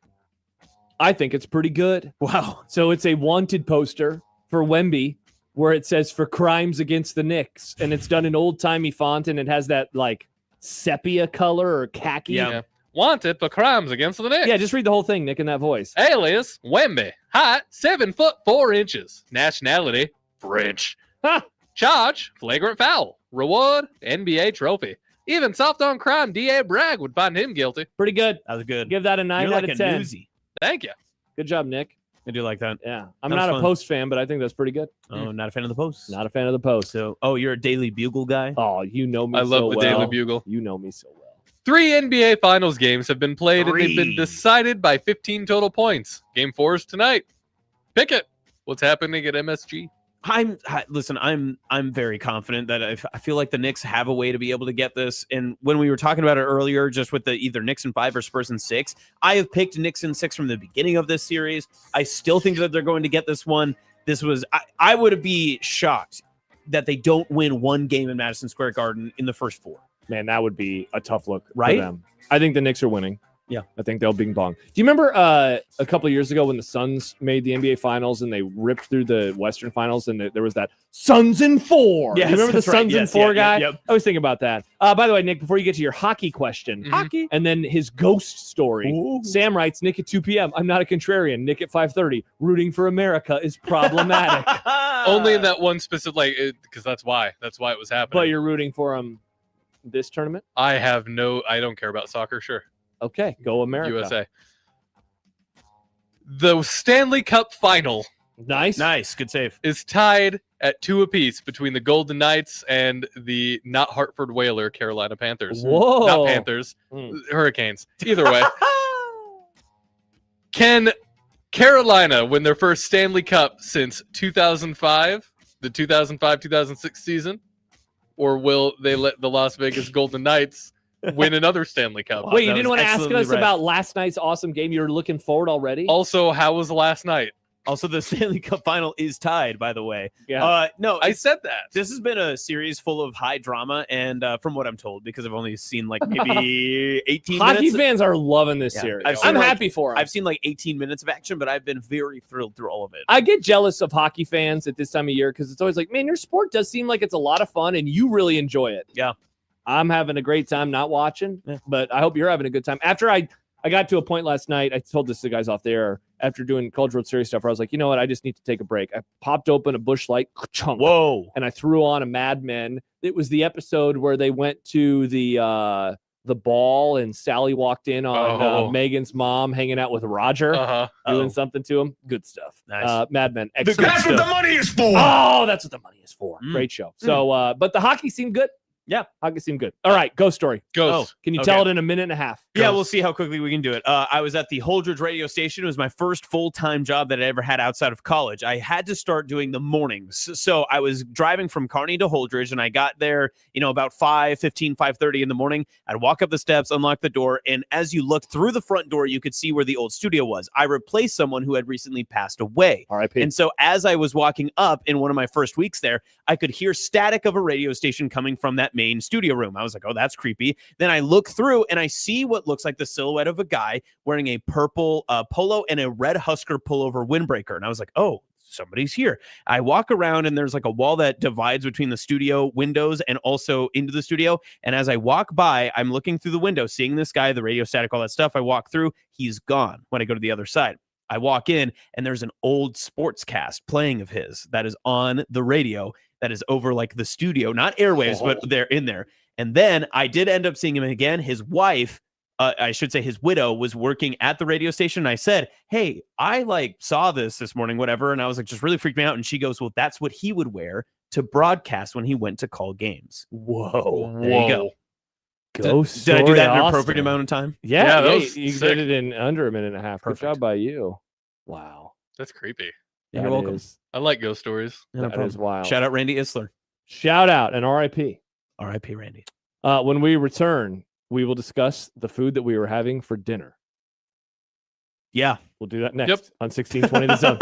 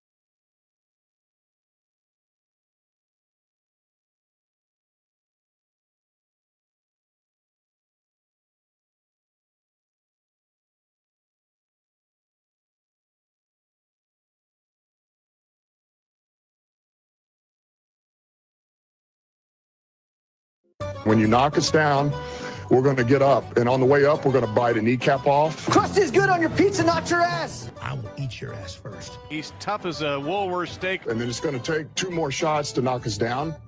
All right. And on the way up, we're going to take your other kneecap. I'm ready to hang them up, gut them, and skin them, and chop them up. You know what? I'm ready. My daughters aren't starving to death.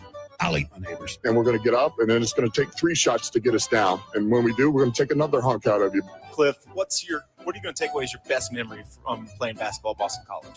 Probably just like going out to eat. Reminder, the Funplex and 1620 The Zone are teaming together for Mammoth Kickoff Week. You can listen to Happer and Schaefer for a chance to win a pair of passes into Funplex as they're set to open their new roller coaster. So do that. Also, speaking of winning things, you can enter online to the 1620 The Zone road trip. 1620 The Road Trip. You can win a bunch of stuff, Austin, like 4 tickets to a Royals game that I will also attend. Yeah. 4 passes to Adventureland. $150 to Early Birds. $10 for a year. $100 gift card to Hy-Vee. Nick, what would you buy at Hy-Vee? Gas. Oh, I was going to say $100 to Brats. But sure, gas is fun too. Enter online at 1620thezone.com. Austin, are you eating dinner tonight? Yes. No, you got to say it the way you just did. Yeah. Wow. What? It was better the first time. Yeah, it was. I would agree. Sorry. Okay. Sorry, It's not your fault. It's Josh's fault. So I want to give clear evidence to the group as well. Slop? Yesterday, no slop bowl. We did sheet pan nachos last night, and tonight that means we're having slop bowls. You are an idiot. Yep, I love slop. I'm still full from Arby's, which is not a surprise because we ate like 3.5 hours ago. But we did pizza the other night. We got these things called pizza peels, and we have like we got a thing in our oven that she cooks the pizza directly on. Yeah, the pizza stone. Tremendous. It's kind of a pizza stone. I don't know exactly what it is. I'll find out and I'll tell you tomorrow. All right. I'm big on pizza, so yeah. Really good. Nice. We did buffalo chicken. Suck it, Nick, on Monday. Buffalo and so chicken finish. is, not the best chicken you can have. Okay, I didn't say it's the best chicken, but it's good. Yeah, but if you're gonna yell "suck a Nick" at my No. friend, I guess Happer. If Happer was sitting there, I'd yell. Yeah, at him. Happer's the one that hates it. Sorry, Nick. That was me. I'm just indifferent about it. I mean, it's not my first choice. So I'm gonna have the rest of that. I have a couple pieces left. Baymon says SMH. Baymon, I'm SMH at you, bro. And we don't have any like leftover vegetables, I don't think, or anything. Maybe we have some sprouts. I'll throw them in the air fryer. So I don't know. Figure it out. Sprouts. You don't like Brussels sprouts? No, God, what gross, are you, man. 2 years old? No, I just eat better vegetables. Okay, slop. Better than Brussels Okay, sprouts? all right. What do you have? Yeah, you guys don't like sweet potatoes. I don't want to get mad at you Because guys again. sweet potatoes are bad. Riss was doing something with sweet potatoes earlier. We got a new freezer recently. A congrats. second freezer has hit the I didn't grum. realize you were in a new tax bracket. Is it a That's- garage freezer? congratulations. We have a Thank you. garage deep freeze. Ours is in the base. We just have it in the basement. Oh, I wish I had a garage deep Yeah. freeze. And so It's awesome. I should get married. She has been. You should. Dual income helps. She has been doing all sorts of stuff to like, hey, we got this extra space. I want to just put things in it. Nice. And so she was doing something with garbage ass sweet potatoes. All what are you having? Wow. Come on. I had leftovers Slop. last night. I'm still pretty full. I ate a lot today. Yeah, we definitely did. All right, coming up tomorrow, Eric Sorensen will join us, maybe in studio. Maybe. He joins us in studio. We're going to have to make sure we do well with the clock, Nick, so we can have a really lovely conversation with Eric. Yeah. No Robin. Robin is canceled. See you later, tomorrow. Robin. We canceled Robin? No, Robin canceled himself. He was like, I said that word and I can't come on the show anymore. Dang. Wow. Just kidding. Robin didn't do anything. Louis C. Robin. And then how about this? Adam Rittenberg, old friend of the Grum. We haven't had him on USC in like over a decade. Wow. Whoa. He's never met me. He's never had the lovely experience of Nick going, are you ready? How excited is he going to be to see me, John Bishop, live in person? Yep. He'll probably be very excited. Yeah. So he's joining us on the phone, Nick. He said he can't do video tomorrow. Dang it. I'll give you his phone number. Thank you. And it's our final show in studio for like a week. Like we're not even gone that long. It's just like a week. I'll be gone for like